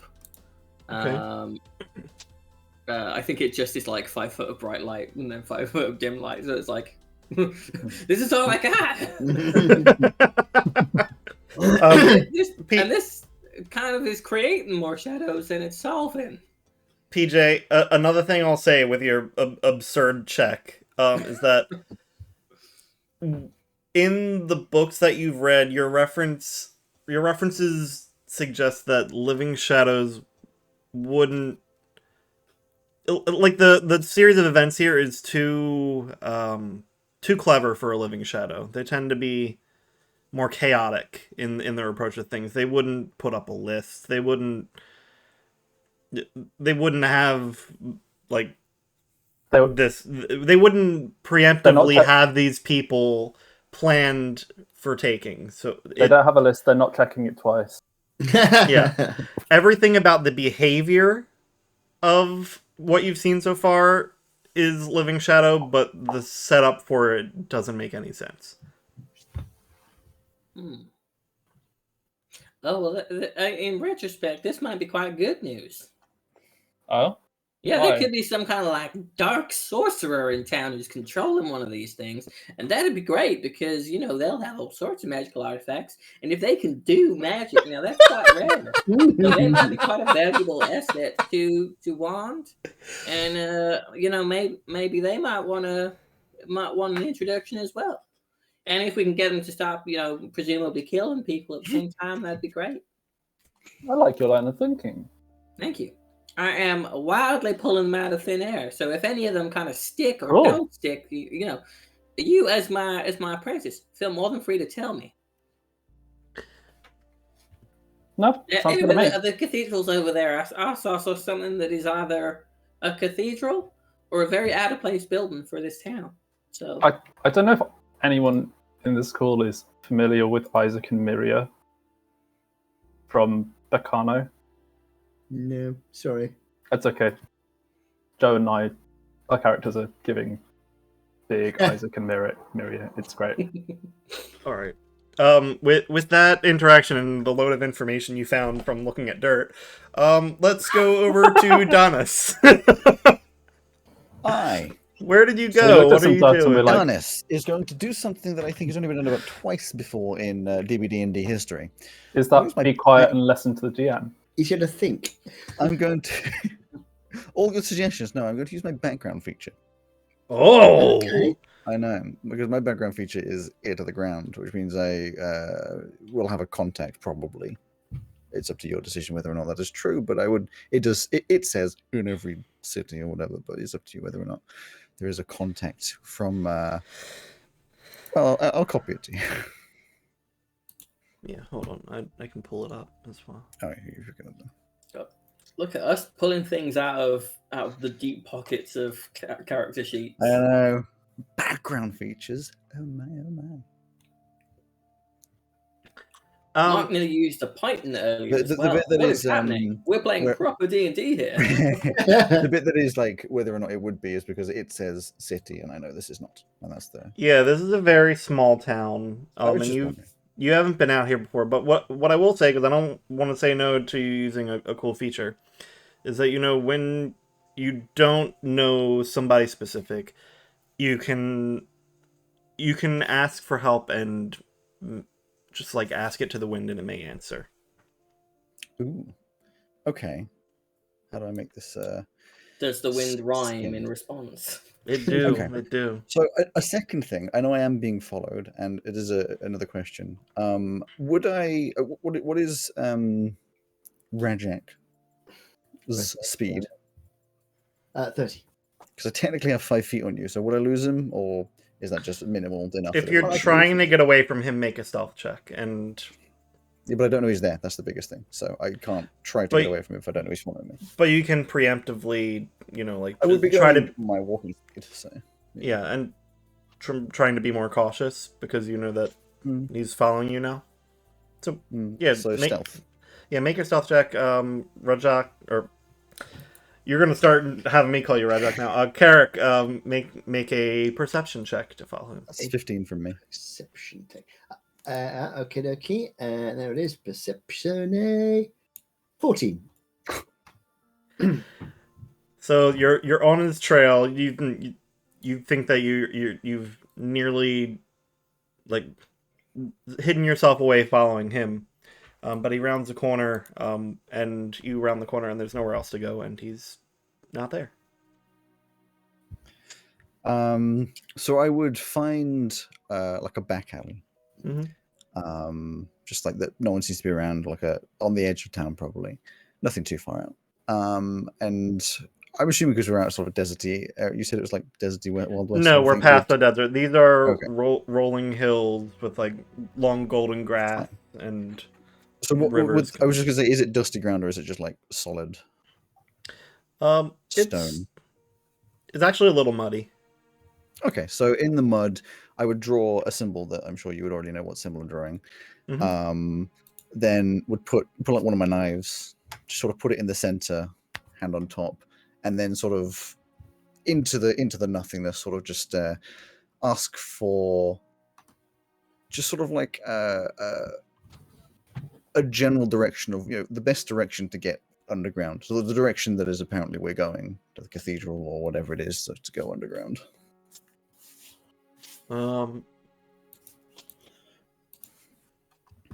So in normal response, you hear the shaking of chains in the distance. You can determine where that sound is coming from. Okay. If you want to follow it. I would like to follow this. Sure. It will if he's going to backtrack. Yeah, you will have to backtrack. That's fine. That would be so. The question is: would I realise he's about to come around the corner, or would I just be there? I don't think you would.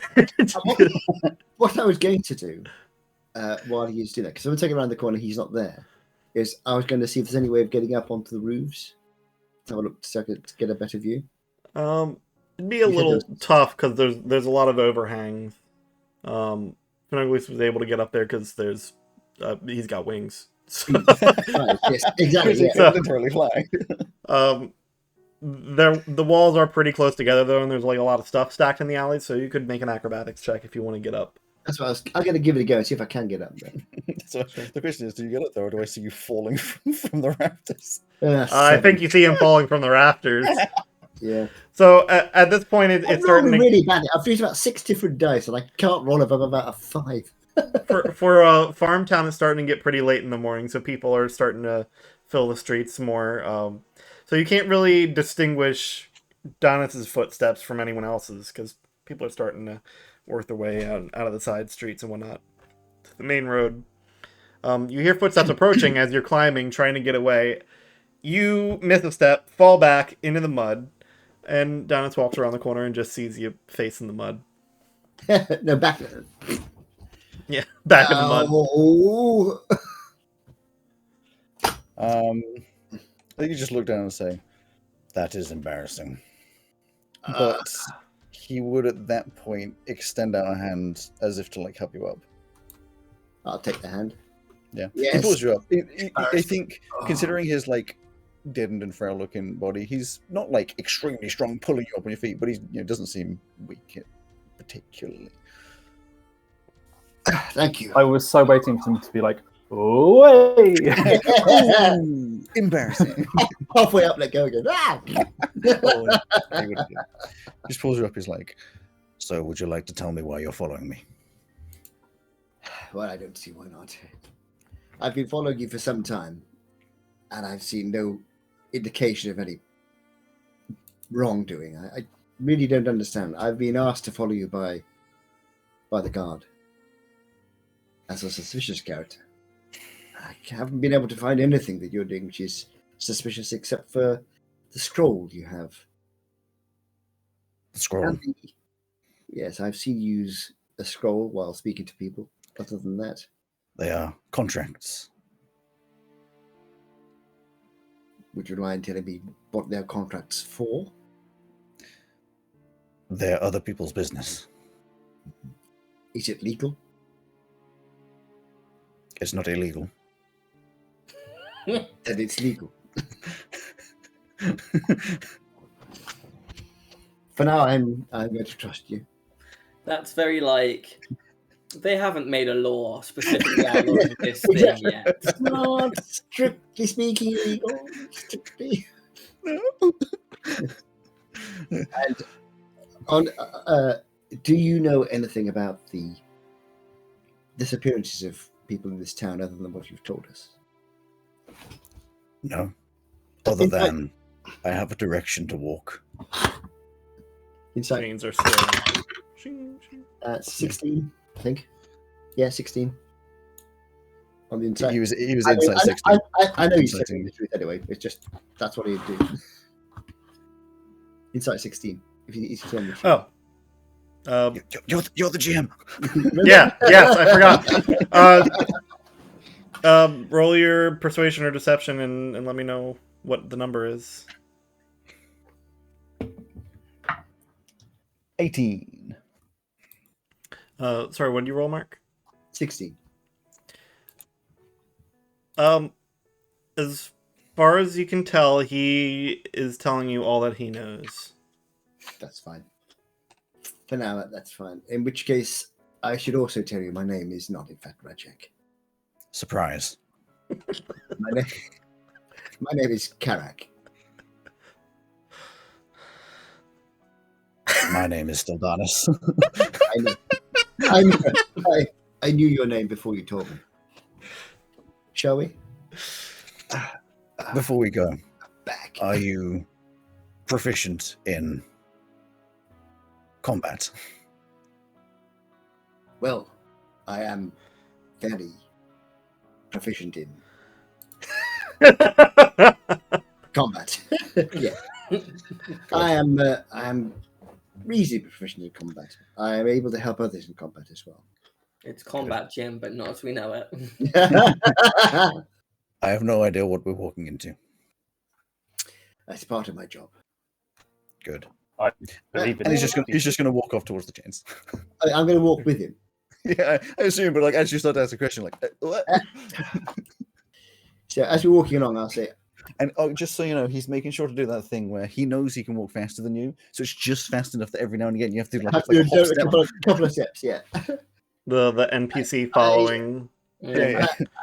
I like, yeah, exactly. I hate it, man. I would like to ask one question, and you obviously don't need to answer. The gloves, the black liquid on the back. Are you ill? I would not call it an illness. My body is fit. Your body is fit. What does the liquid do then? In the gloves? Yes. Nothing. Or when it gets into your body, then I presume that's where it's going. The liquid in my gloves does not go into my body. Oh. Fair enough. I'm sure I'll find out if you wish to tell me. Man's just walking around with soggy gloves. What a sight. Yeah. Let me guess, it's Quink, isn't it? You've got a quill pen somewhere. And It's actually just Dr. Pepper. Also, I love it's like, is it legal? Is it illegal? It's not legal. Are you ill? I'm not. What did he say? I said my body is fit. My body Yeah, is my I body wouldn't call is it an fit. illness. My body is fit. Yeah. Quickly realizing while this man may be boring in action, speaking to him is non-stop curiosity. Like here's the topic, and Dennis is just like, Yeah. That's okay though. Carrick is very patient. Cool. Right. So where do we walk? So I'm assuming I'm following you because you were following the chain. No, I was asking the GM. Not you. yes. So where you walk is to the cathedral, but the sound's not coming directly from the cathedral. There is a small house off to the east side of the cathedral where the chains are rattling from. Are you saying the sound is coming from inside the house? It's coming from inside the house. Okay. Also, So I don't know what we're walking into. I believe it is a cathedral. If it was, Tav would have responded to that. Yes. I'm keeping an eye out for PBJ and. Well, I was going to say, if we got Peanut to the butter house- jelly time. If we get to the house before we see them, I would not go in. I would point at it and say, "We are going in there, but we should find the others." Well, that's what I wanted to ask. PJ and Kendra, where did you go after your investigation in the streets? To cathedral. I think we heard that. Yeah, I think we heard that the cathedral was the place to be. So, Sure. that's where we're going. You're probably just behind them because their discussion didn't take as much time as your investigation did in the street. So you probably Also, head just up to to the say sorry, cathedral. my internet seems to be cutting out a little bit. You're I know just that feel, bro. You're just behind Donis and Carrick.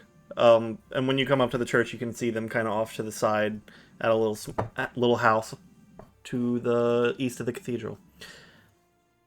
Also,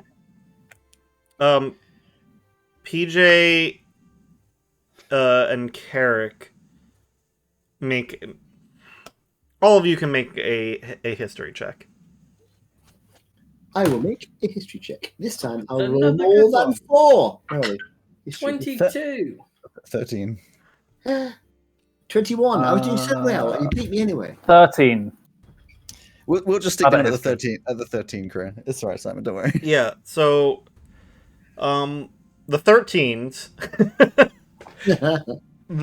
That's a good name for a D&D group. The 13s. It is. 13s, yes. The 13 something- GMs all thinking that they're GMing the same game. the cathedral 13 GMs is and 1 player. is of a weird build that you haven't seen much before. You've seen it occasionally, and you can't really recall where from.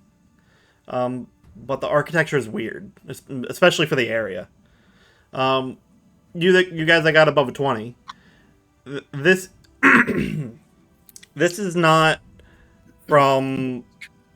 This building is very, very old. The stone is unworked. It's just kind of like held together by mortar and those unworked stones. This is from the Lost Era. So before the Cormier stuff happened, which tracks because there hasn't been religious followings in a long time. It was heavily eradicated during the Cormier era. This is a very old cathedral. Oldest thing in town for sure. Is this something that I, for the 4th time in DB&D history, according to Alex, could I use my background feature with this? What's your background feature? What's my My background? feature is called Urban Infrastructure. Oh, I mean, it feels as though it would be. So that first paragraph is mainly like guff. It's the second one.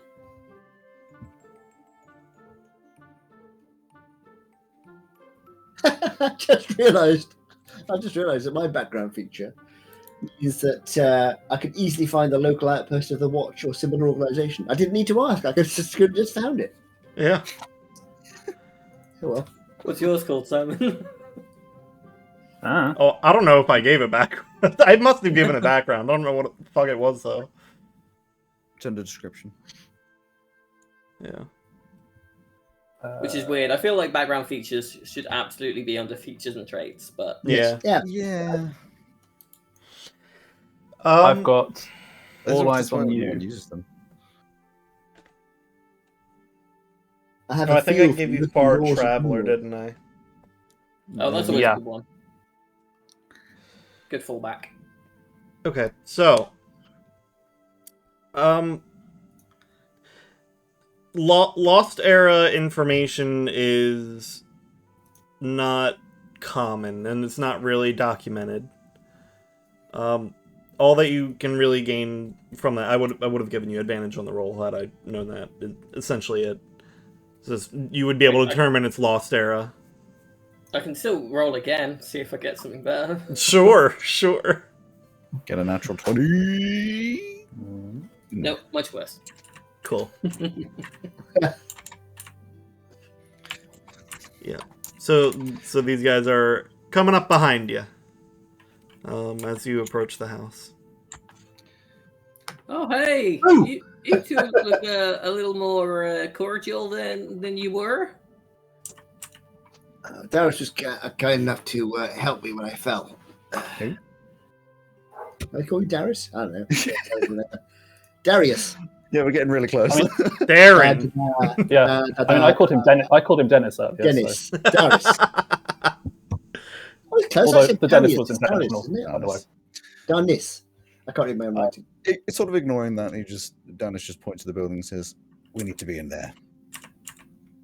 Is the little building also very old? No. It's made of wood. Looks like the other houses in the area. I mean, you don't want to go check out the kind of Lost Era cathedral? That looks really interesting. I managed to gain information that this is the building we are interested in. At Oh, least nice. Oh. the building I am what- interested in.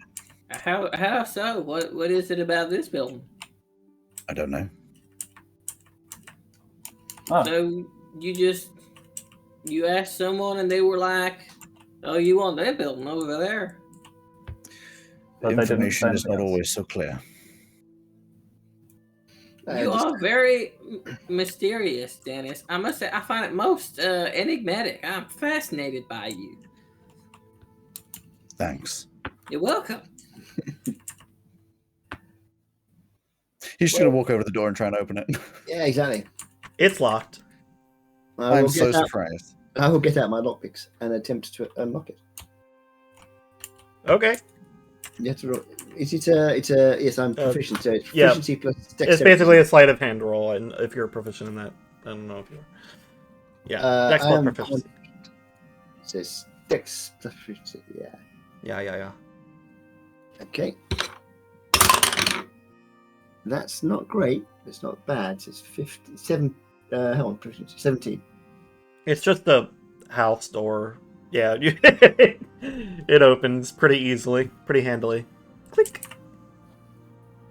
Click. Does it look particularly lived in? Like, have we just walked into someone's house? Oh, well, I'm not going to go in yet. I'm going to just open the door a little and look inside. Yes. I've got an incoming call I need to take. But it's not ringing this time, so it's not this time. It is. It's fine. He opens it and Dennis looks in. Yeah, it's definitely lived in.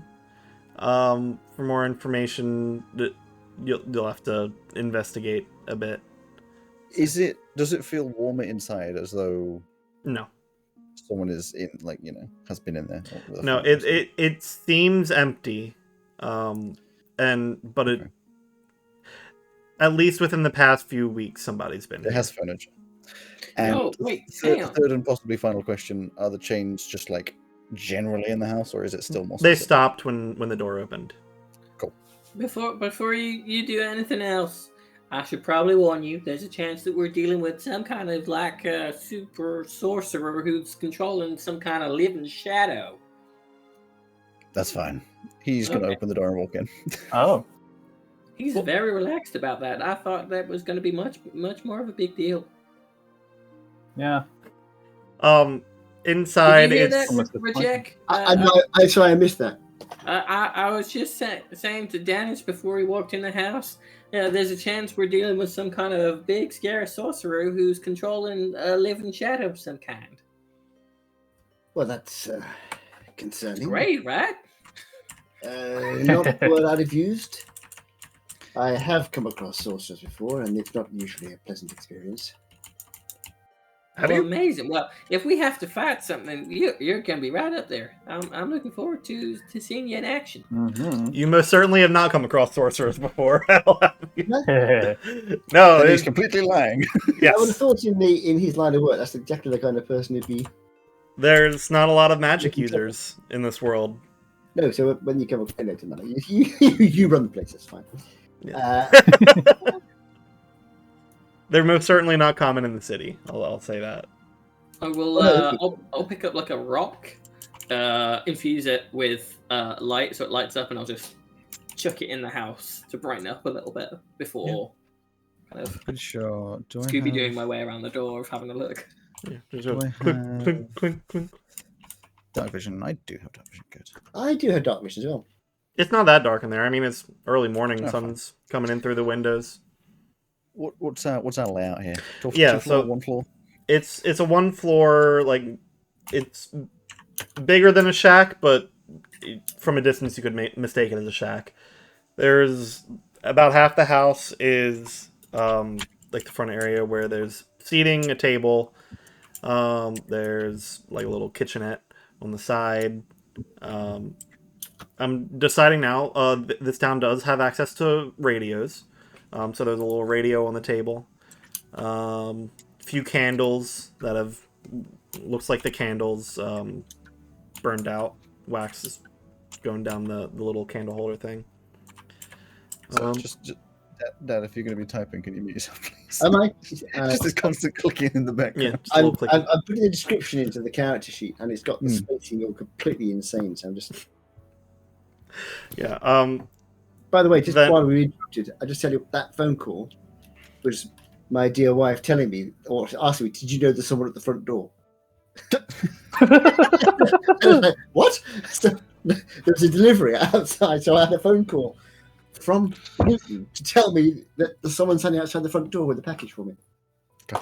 Technology is great. Yeah, down past the big open space there are two rooms to either side of a small hallway towards the back of the house. Okay. Hello.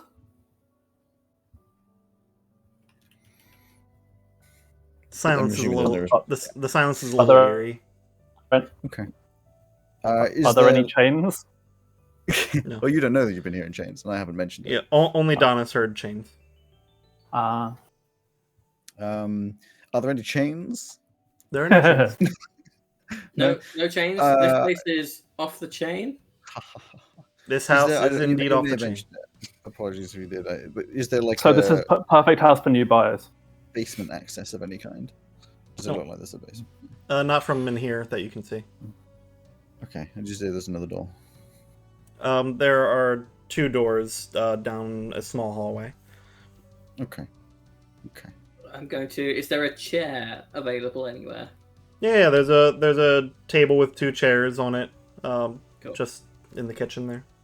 I'm going to plonk myself on a chair and start cranking up the magic detectorometer. At the same time, detectorometer. What's the Doofenshmirtz thing? Magic detector everything is the innator, right? The magic detectorinator.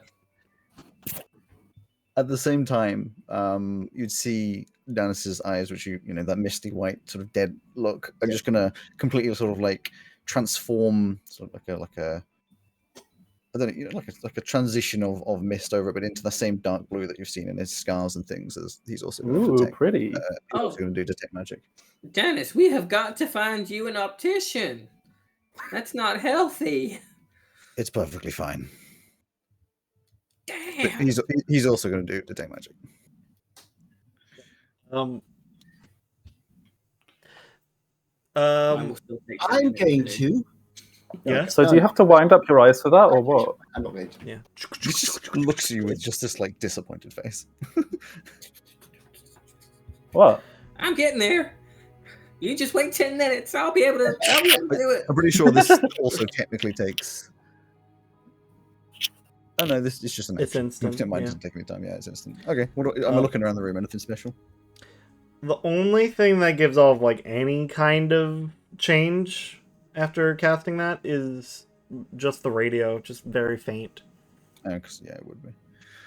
And me, I've got magic Well, stuff. yeah, and everyone has something a little magical on them. So I would imagine that it's not so far to say that Dan is kind of entirely, I guess, non-specific. I'd say if you look at Danis after you're finished cranking, I beg your pardon. Yep. I'll crank as hard as I need to get satisfaction. It's just the cracks on Danis get a little brighter after you trigger that. Danis' dirty crack. Yep. Filthy. Stop looking at my crack. Shiny crack, actually.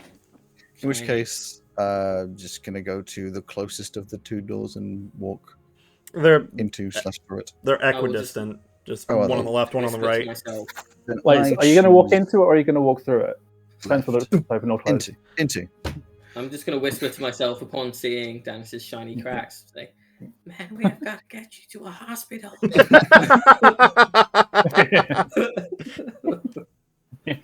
Dennis. Dennis. To be fair, he did say at the beginning you can call him whatever you want. Yeah, that's true.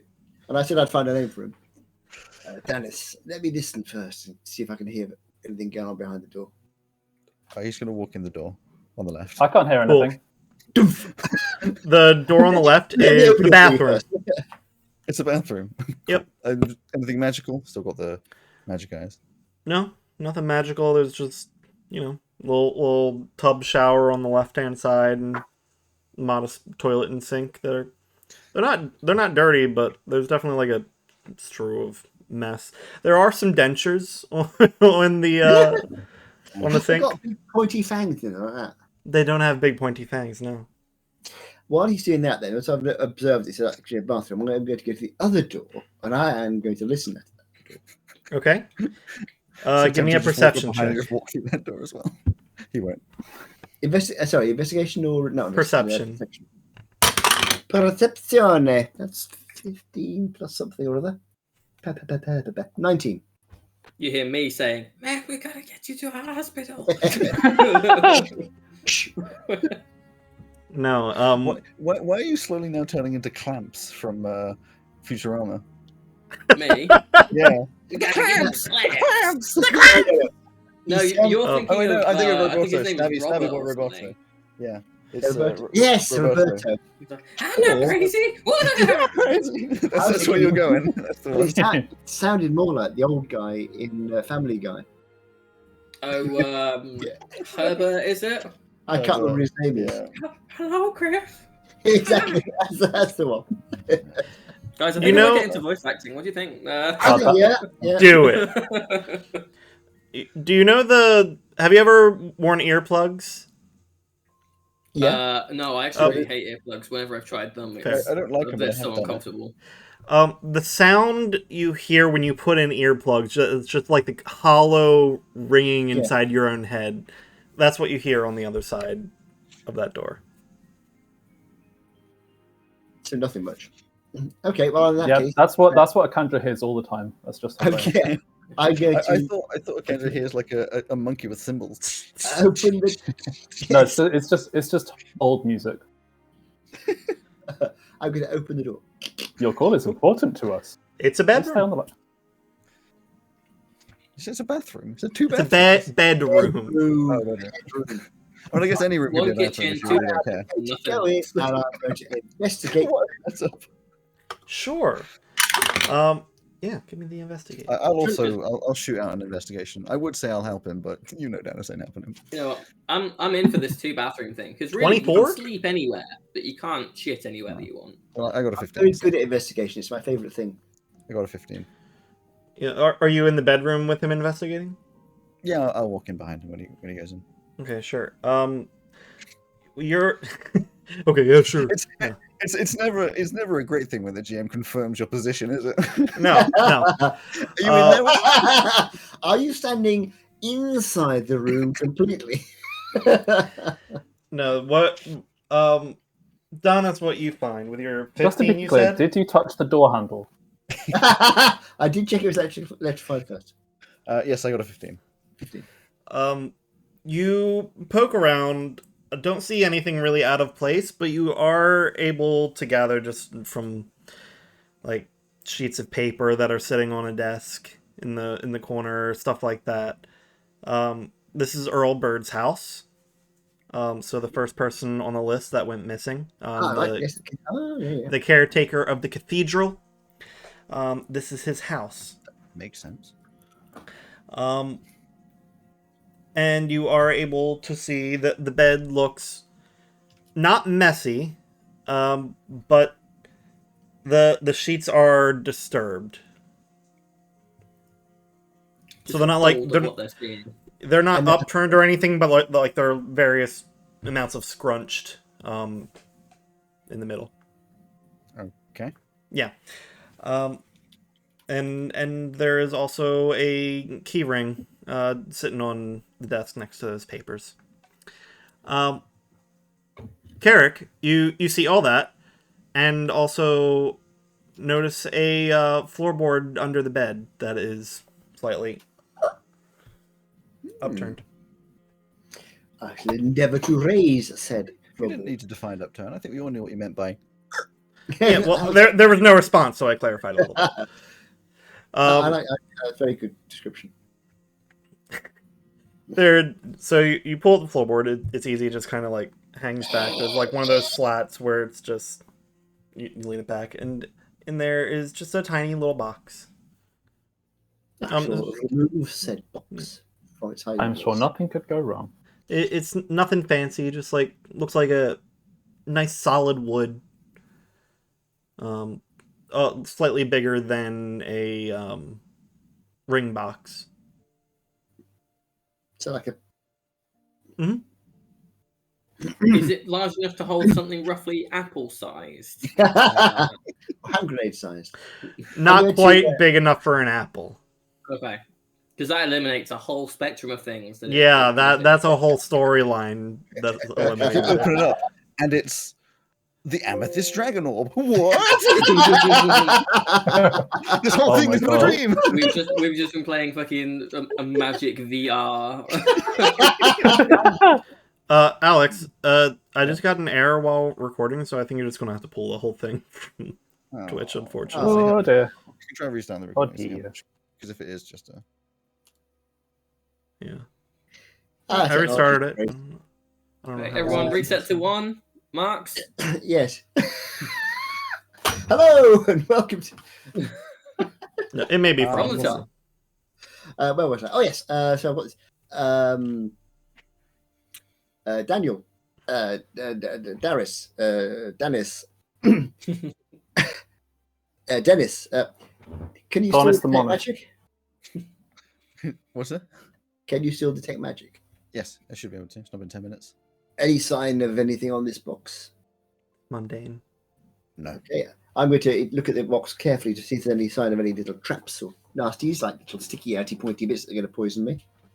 With that investigation check, no, it's just a little box. And then I shall open the box. It has like that little hinge on it that pops back like a ring box does, where it's got like that resistance and then when you get it back. There's just a little stone that looks like a marble in there that is a bright saturated red. Is that glowing with magic? Nope. Mundane little marble.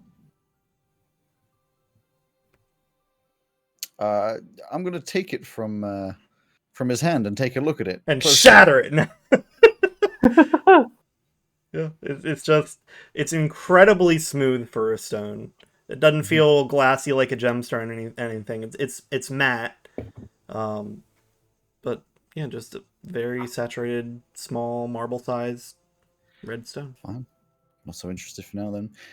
More interested in I will be taking the keys because I'm just assuming they're for like the cathedral or something inside the cathedral. If this is the cathedral owner's house, or should I say the caretaker? So I'll walk back out into the main room whilst he's still looking at that red thing, and just to the other two who I'm assuming didn't follow us in, just be like, keys. No, I have taken apart the radio and I am putting various parts of it into my like little pouches and stuff. Sure. I mean, you're used to seeing these. These are incredibly common, especially back in the city. What are radios? Yeah. Good. Okay, I missed it. I'm just saying, I've taken it. I've taken the one in here that was there. I've taken it apart, and I'm just putting the useful bits of it into all my little pouches. Sure. Yeah, there's like that's somebody's property. There's like little. The main magical part of it is like the little battery crystals in the back. You say that's someone's property, and Donis just says, "They're not around anymore." They're not around now, but Oh, you found a body in there? No, but they're not here. Oh well, they might come back. Technically true. Oh yeah, you haven't seen. This is Earl Bird's house. Oh, again, did we not already know that he was the guy who was taking care of the cathedral? I just assumed this was his place. He might come back. Did anybody I get have the his key, key. by the way? Oh, you got the key. Good. Anybody recognize this marble thing? Is it a marble? Recognize it? Looks like a marble to me. Yeah, it doesn't really stand out to you as anything recognizable. I'm not even going to have you check, but no. It's marvelous.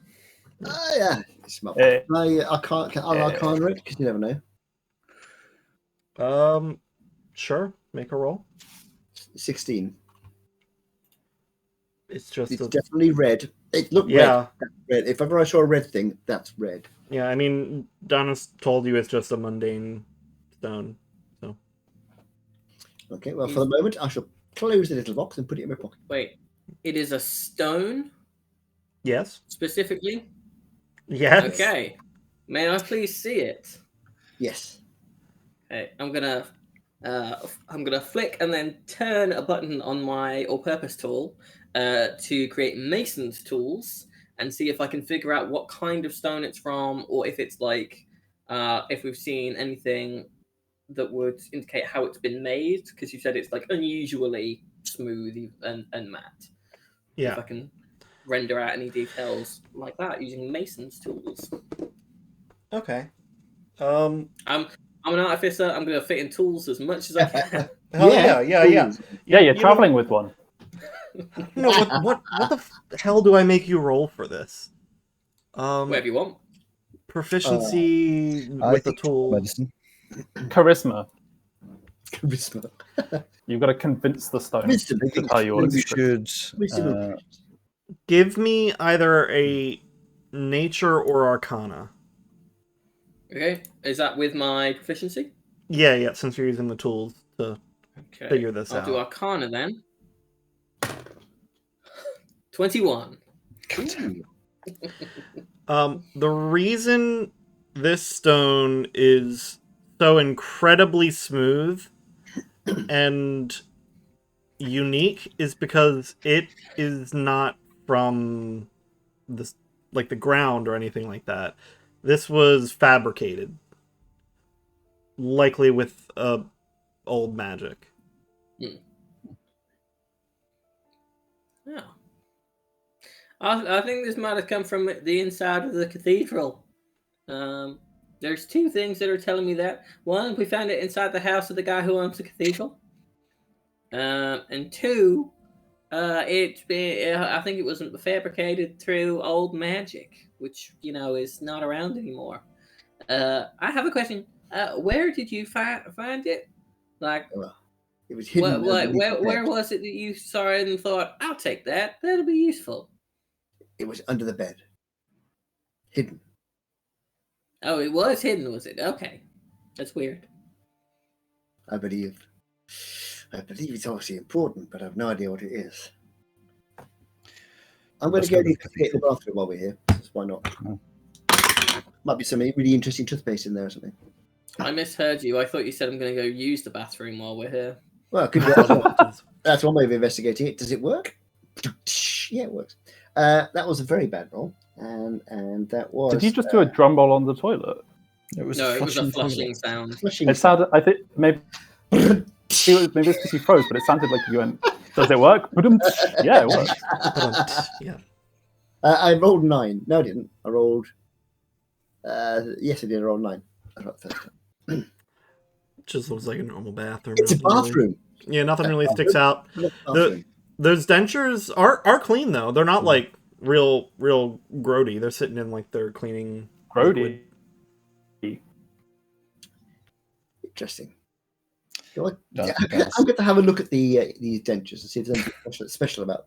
Because they're the only thing in here which is you would not normally find.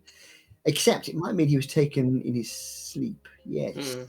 Yes, and the bed sheets are probably going to give you that. Yeah. Or they took his dentures out before. So I can't believe one of you didn't whack the bed sheets to make sure there was nothing hiding under them. But I haven't seen that, so I can't do it.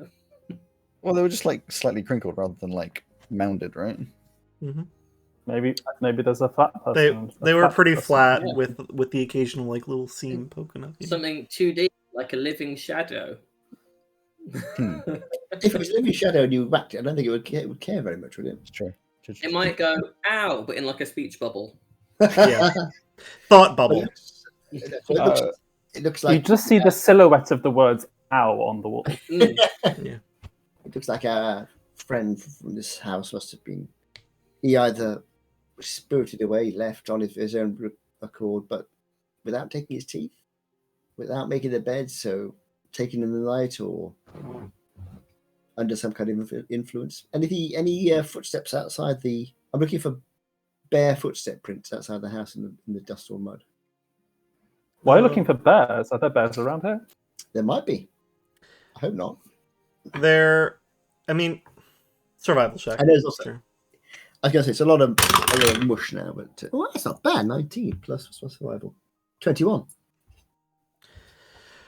More than I expected. More than I expected as well. This man, he disappeared a while ago. It's been a few weeks at this point.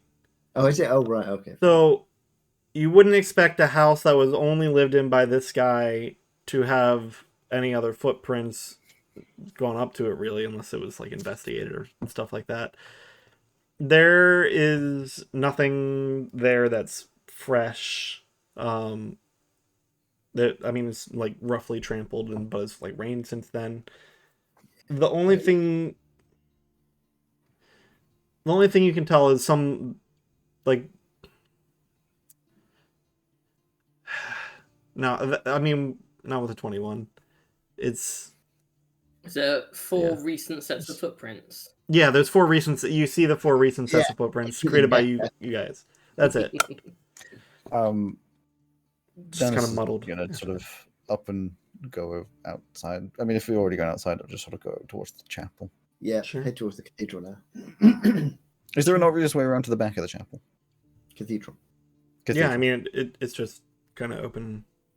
There's no gates or anything around it. Just gonna head to try and go around the back, see if there's any doors back there. Sure. There's a few graves between Earl's house and the cathedral. Are they all undisturbed? Yeah, they're all undisturbed. There's not too many of them. But yeah, there is a little side door in the back. It kind of like there's a tower at the back of the chapel that kind of juts out a little bit, and on the rounded part there is a door that can get you in the back. Is it locked? Yes. Do the keys that I'm holding work on this door? They do work on that door, yes. Yay! I'll put my lockpick away. So we're just gonna unlock it and open the door. The exterior of this building, as they're kind of walking around, is it kind of your classic gargoyle, stained glass, etc., etc.? It's incredibly basic, just unworked stone and mortar, just kind of piled on top. It looks like a very old building. Like if it wasn't completely sealed, you'd expect from a distance it'd be ruins of something or something like that. There's no artistry or anything on the outside of it, just plain unworked stone and mortar. Cool. I'll follow our two frontliners then, as I am mentally dubbing them. Cool. The hardcore investigators. Yeah, so What's inside? You go in the back of the cathedral, and it doesn't look like it's been untouched. It doesn't look like a historical artifact inside. It looks like it is pretty frequently used. There's modern furniture. There's clean rugs, going down a long hallway all the way to the front door that you can see, probably 50, 60 feet ahead.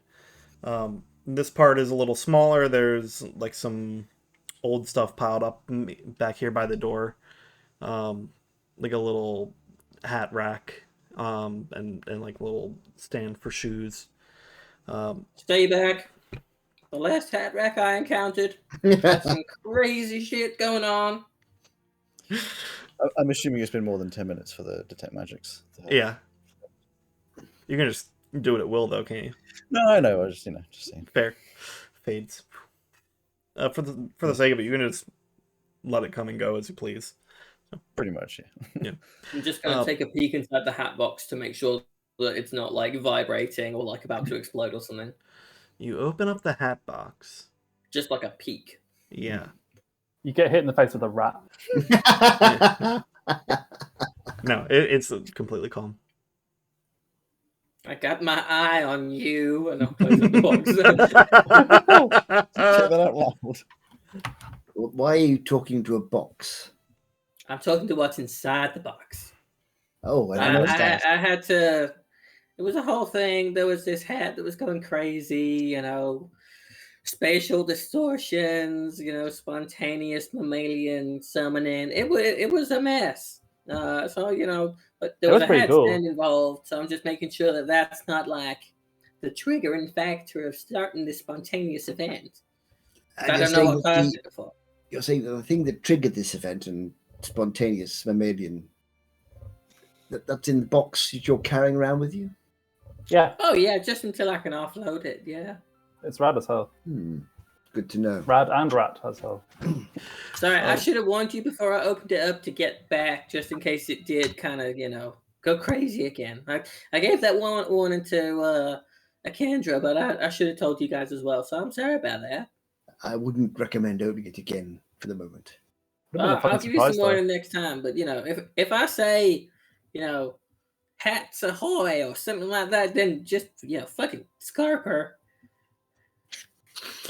I'll bear it in mind. Are there any other doors or little rooms or things that? Yes. So in this little bit here, so the church itself, from the front, it's kind of like a long hallway. You get to the back, it branches out a little bit, becomes more like a T-shaped rectangular, and then just behind that rectangle is the tower, the circular bit that you're in.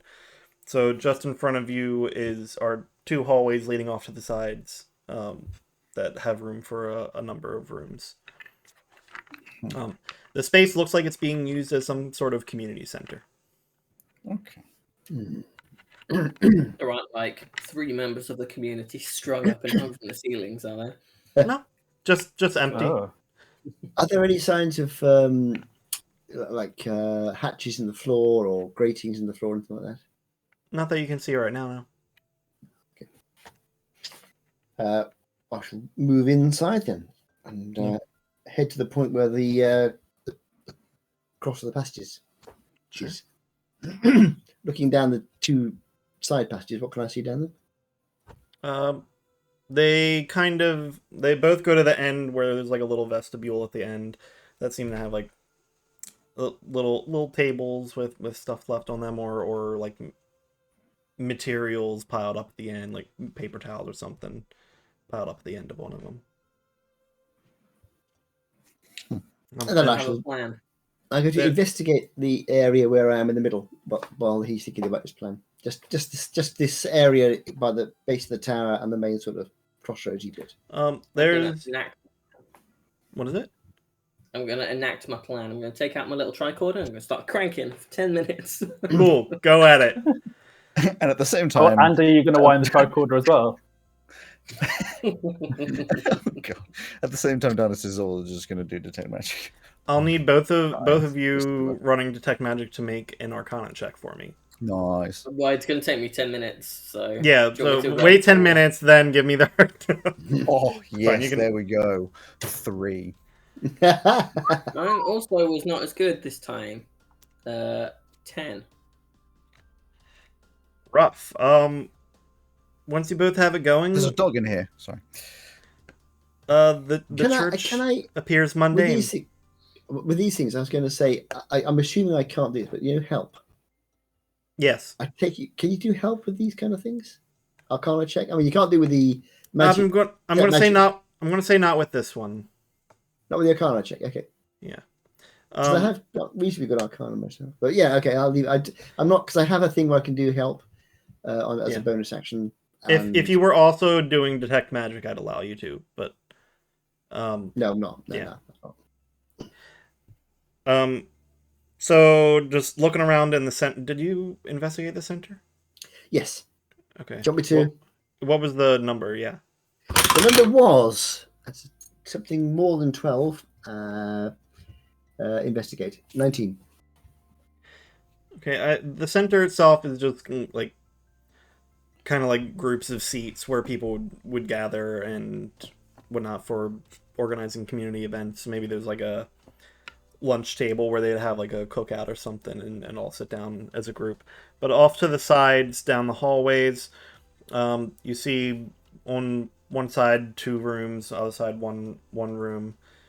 Same kind of thing, but mirrored opposite on the other side. Oh, what the hell? My browser's crashing? My notes? Uh-oh. My notes! Oh! My beautiful notes. It's back? Firefox is not behaving recently. It's all the people changing over to it, crashing it. Firefox on my tablet has been doing some very strange things. They did an update recently, and it's not been a great one. Yeah. No. It's very odd. Sorry, carry on. Yes. Down the hallway to the left side, there are 3 rooms. One of them is a bathroom. One of them looks to be a chamber that was, kind of way back in the day where a priest or something would prepare themselves for ceremony. None of the stuff is there anymore, but it's just kind of the layout. It looks like there may have been a small cot in here or something at one time. Across the hallway from those 2 rooms is a storage room. There's just kind of various furniture and like meal kits set up in there. On the other side, there is one of the doors opens into a stairwell that leads down. And there are 2 more rooms where, right now they may have been used for one thing or another at some point, but they're just more storage. Shut up, Alex. It was more just you looking into the air, and my brain was like, well, those aren't rooms that we want to get. Yeah. Don't worry about those. Yeah, just rooms. Just more storage. Don't worry about it. I think Dallas is going to go straight to the stairs. Fair. I mean, he knows we got to go down. Yeah, I think that's going to be the way to go. So probably about this point that I stopped cranking my thing and joined them. Yeah. PJ, stop cranking it and get over here. Yeah. There's two things I do. I crank and I get crunk. There's only two. I got no off switch. I can tell. So down the stairs, they kind of curve around a few times. Probably go down about 20 feet. Before going into a little chamber that has a few murals on the side. Two of them are old carvings that have heavily faded, but there is one part that's kind of it's like a statue relief into the wall. So it's like carved out in the shape of some of these things that I will explain to you. Is there multiple statues? The relief is only on one wall, on the far wall. On the two side walls, there are delicate carvings that have since faded heavily. Okay.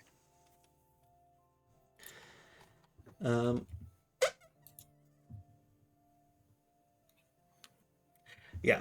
Oops. So, the sculpture that you're looking at, it is circular in nature, where it pops out from the wall a little bit.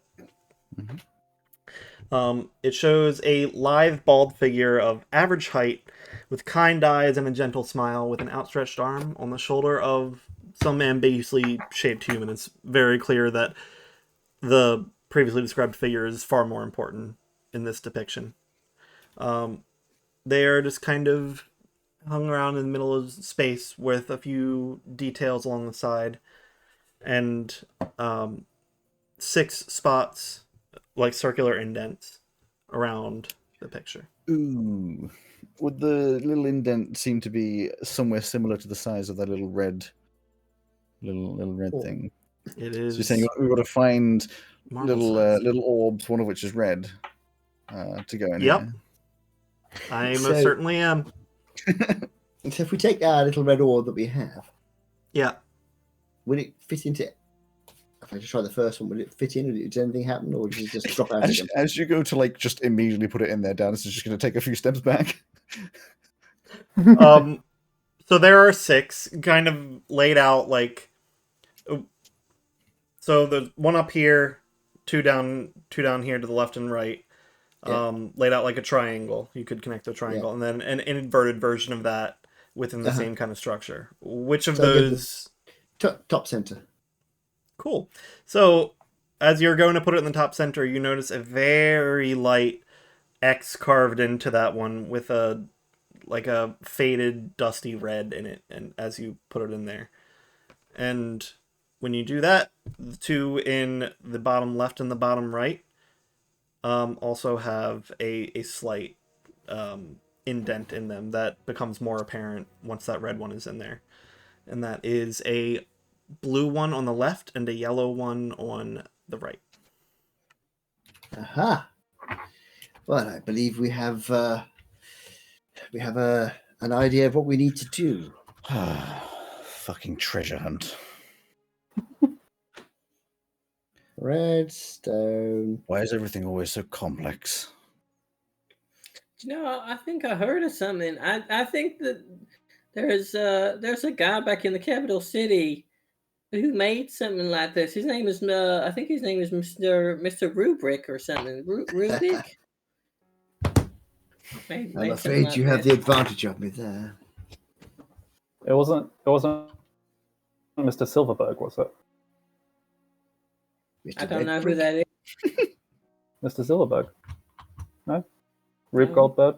Him I heard of. I hate that guy. He's a heck of an engineer. So, here's a thought then. So we have found this red orb at the house of the first person who vanished. So we could investigate the houses of the others who have vanished, or we could go back and investigate the house further, or we could investigate here in the cathedral. I say different houses. I think perhaps a quick look in the rooms. Well, do we just want to look at the? We want to find the houses of the other people who went missing, right? That would only give us 2.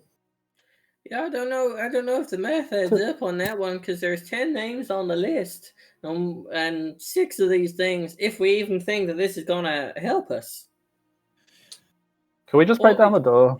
Can we just break down the door? Just break down the door. What door?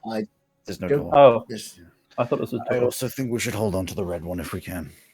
we could just take the sign itself is non-magical, so we could just take that out and just wait for whoever is putting it back to do that, and then ambush them and go, "Hey, stop with your malingering." We could try. I'm not convinced it would work. It's worth a try. You'd rather do jigsaw puzzles with dots? What time is it now? Still early in the morning, probably like 11 or so. So the general store will be open by now. We can go and ask about this sign. But let's first of all try. I'm going to try and take the redstone back out again. Will it come? Sure, it'll pop right out. I'll put that in my inventory for the moment then. What happens if you put it in one of the other ones? I'll try and put it in the bottom. Says Kendra, backing away slowly. Yes. I'll try and put it in the. I'll hold it near to, but not in the bottom left one. So you put it near it. Nothing really happens. If you try to set it in there, it'll just kind of fall out. Because the reliefs aren't deep enough to like completely lodge them in there. When you put it in the top one, there was something sticking it in there. Magnets. I love magnets. Red marble. Magics are the most universal form of magic. I think we should investigate the other people's houses. Magnet. What word kind of? Does anybody know where the other 2 who have vanished lived? No. I'm sure we can find them. Well, I'd suggest we go and talk to the deputy sheriff. Yeah, find out where they were last seen. The houses, I suppose. All of that cool detective stuff. Counterpoint, why don't we find the people who are still around and try and gather them all up with us so we can stop them from disappearing? And maybe they know something about these, if we're assuming that the other people who've disappeared have these little marble things, maybe they know something about it, and including where they're situated. Good idea. We could potentially use them as bait. I was thinking more of protecting them. Yeah. 2 birds. We could try. So the 4th, if memory serves, the 4th. 2 birds, 1 red marble. Yeah, the 4th name on the list was Mona Lott. Yeah. I have no idea who that is. We might as well split up. Well, I think she's the witch doctor's apprentice. No, we don't know that. Oh. But that's a good guess. No, it's just my intuition, yeah. Yes. There's an ice cream van outside. The names on the 99. list, Rowan, no, that's just in order. Yeah, they've been crossed out in order. So assuming that they weren't randomly, and then as someone gets crossed out, they get placed on the top. It seems that would be the next person. Yeah, if you ask around, say the order has always been the same, and they've disappeared in the order they are listed. Okay. Well, yeah, let's find Mona Lott. Let's split up. There's no need to be together. Cover more ground. I agree. I'm going to head to the sheriff's office and ask the deputy. I'll go to one of the houses. You're just going to pick a house, or? You could either ask next on the list. I'll go to Miles's house. How do you know where Miles's house is? I will find out where Miles's house is. I mean, there's a chance that there's some kind of shadow creature abducting people. So I'm going to say if you want to split up, maybe we go in pairs for safety. If someone wants to come with me, they're quite welcome. I'd say what. Kendra, do you want to go with our goblin friend here? And I will go with our tall friend here who is not you. Because you're also tall, but I don't. for the other tall person, and then this is a good chance for you to branch out and make those connections we were talking about. Network a little bit. Mm-hmm. That sound alright? Here. Yes. If you're feeling nervous, I'll let you hold on to this. It's the silver bottle of boundless coffee. Oh, I don't know if that'll help, but thank you. Okay. It might make me more nervous. You want something? You want something else? You want something a bit harder? What are you insinuating? Like iced coffee?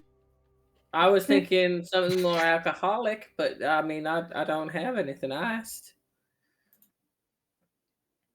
Wait, is it frozen alcohol?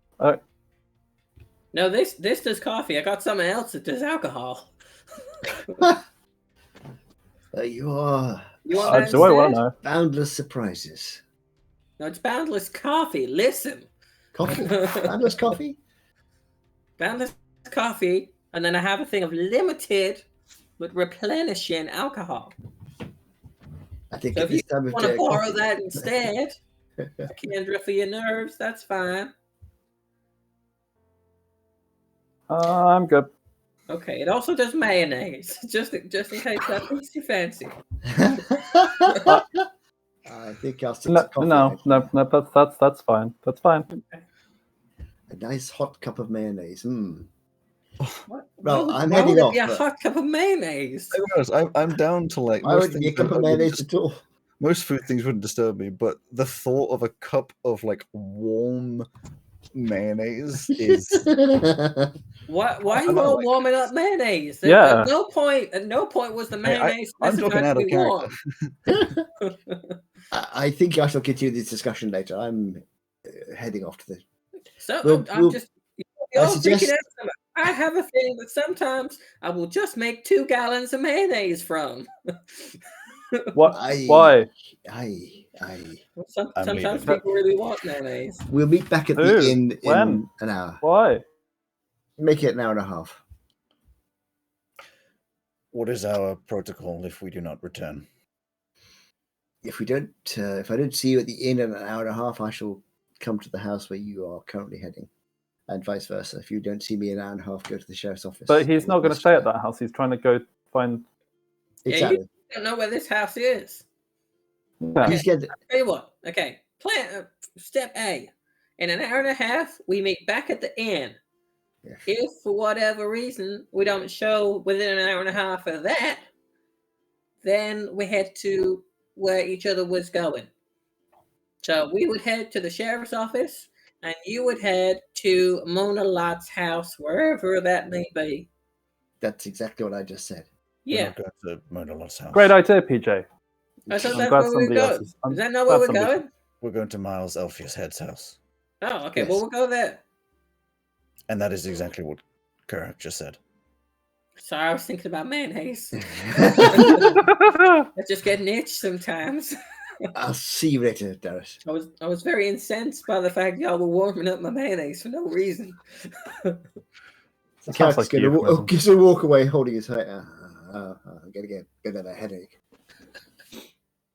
Good luck. Yeah, walk. I will go to the inn, probably. The inn? That's where I go first, to ask questions. Sure. Well, as you guys branch off again, I think we're going to call it there. It's slightly early. That's a good time. That's a good I'm presuming that's a good time for you. Yes. It's a good time for me to stop. I could go more from there, but then the stop. No, it's a good time for me to stop too. Would get weird.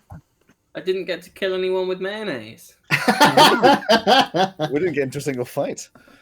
I know. So, well, there was a point where I was like, "Are you two going to be the first people to fight, but in this campaign, but each other?" Yeah, that's what I was thinking too. I already love the dynamic. I was interested that PJB didn't mention the fact that Danis called me Carrick. Nope. Did he notice? Nope. Good. It's close enough to the name you gave him. So. And also, you haven't given us a last name, so that very well could be Rajik Carrick. And that's I assume that isn't intentional, but that is quite close to Roger Rabbit. What is? Rajik Carrick. I was thinking the same thing. So I agree with you. That was a fun session. I enjoyed that. It was. I'm just writing out where we go. So next time. And to answer the question that was asked a long time ago by Rowan when I said what voice I'd be doing, no, my throat doesn't hurt in the slightest because apparently I'm able to just sort of pull that out of my ass with no. Oh my god! Excuse me. Sorry. Throat out of your ass. That sounds painful. If anyone is wondering, my mayonnaise thing, I can produce many things from it. Alchemy jug, right? Yeah, I can produce 8 ounces of acid, half an ounce of basic poison. What kind of acid? It just says acid. DM's discretion, baby. Half an ounce of basic poison, 4 gallons of beer, 1 gallon of honey, 2 gallons of mayonnaise, a quart of oil, 2 gallons of vinegar, 8 gallons of water, fresh, 12 gallons of water, salt, and 1 gallon of wine. I had this, didn't I? But I think did White Bane might have had it. White Bane had it, I think. I think like you just had like you only had like. I did have a jug that did huge amounts of water, but I also had that, and I never used it. That was the There is something called the decanter of endless water. I had that as well, which I could do. I did like it was like a fire hose. All right, I need to wrap this up because I need to pee really bad. All right.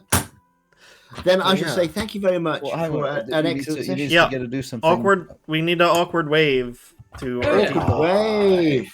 And we I'm not waving. I'm waving now. Goodbye, y'all. Thanks for watching the first episode of the Terrence Tales New World Order. Goodbye. It was good. See you in a month.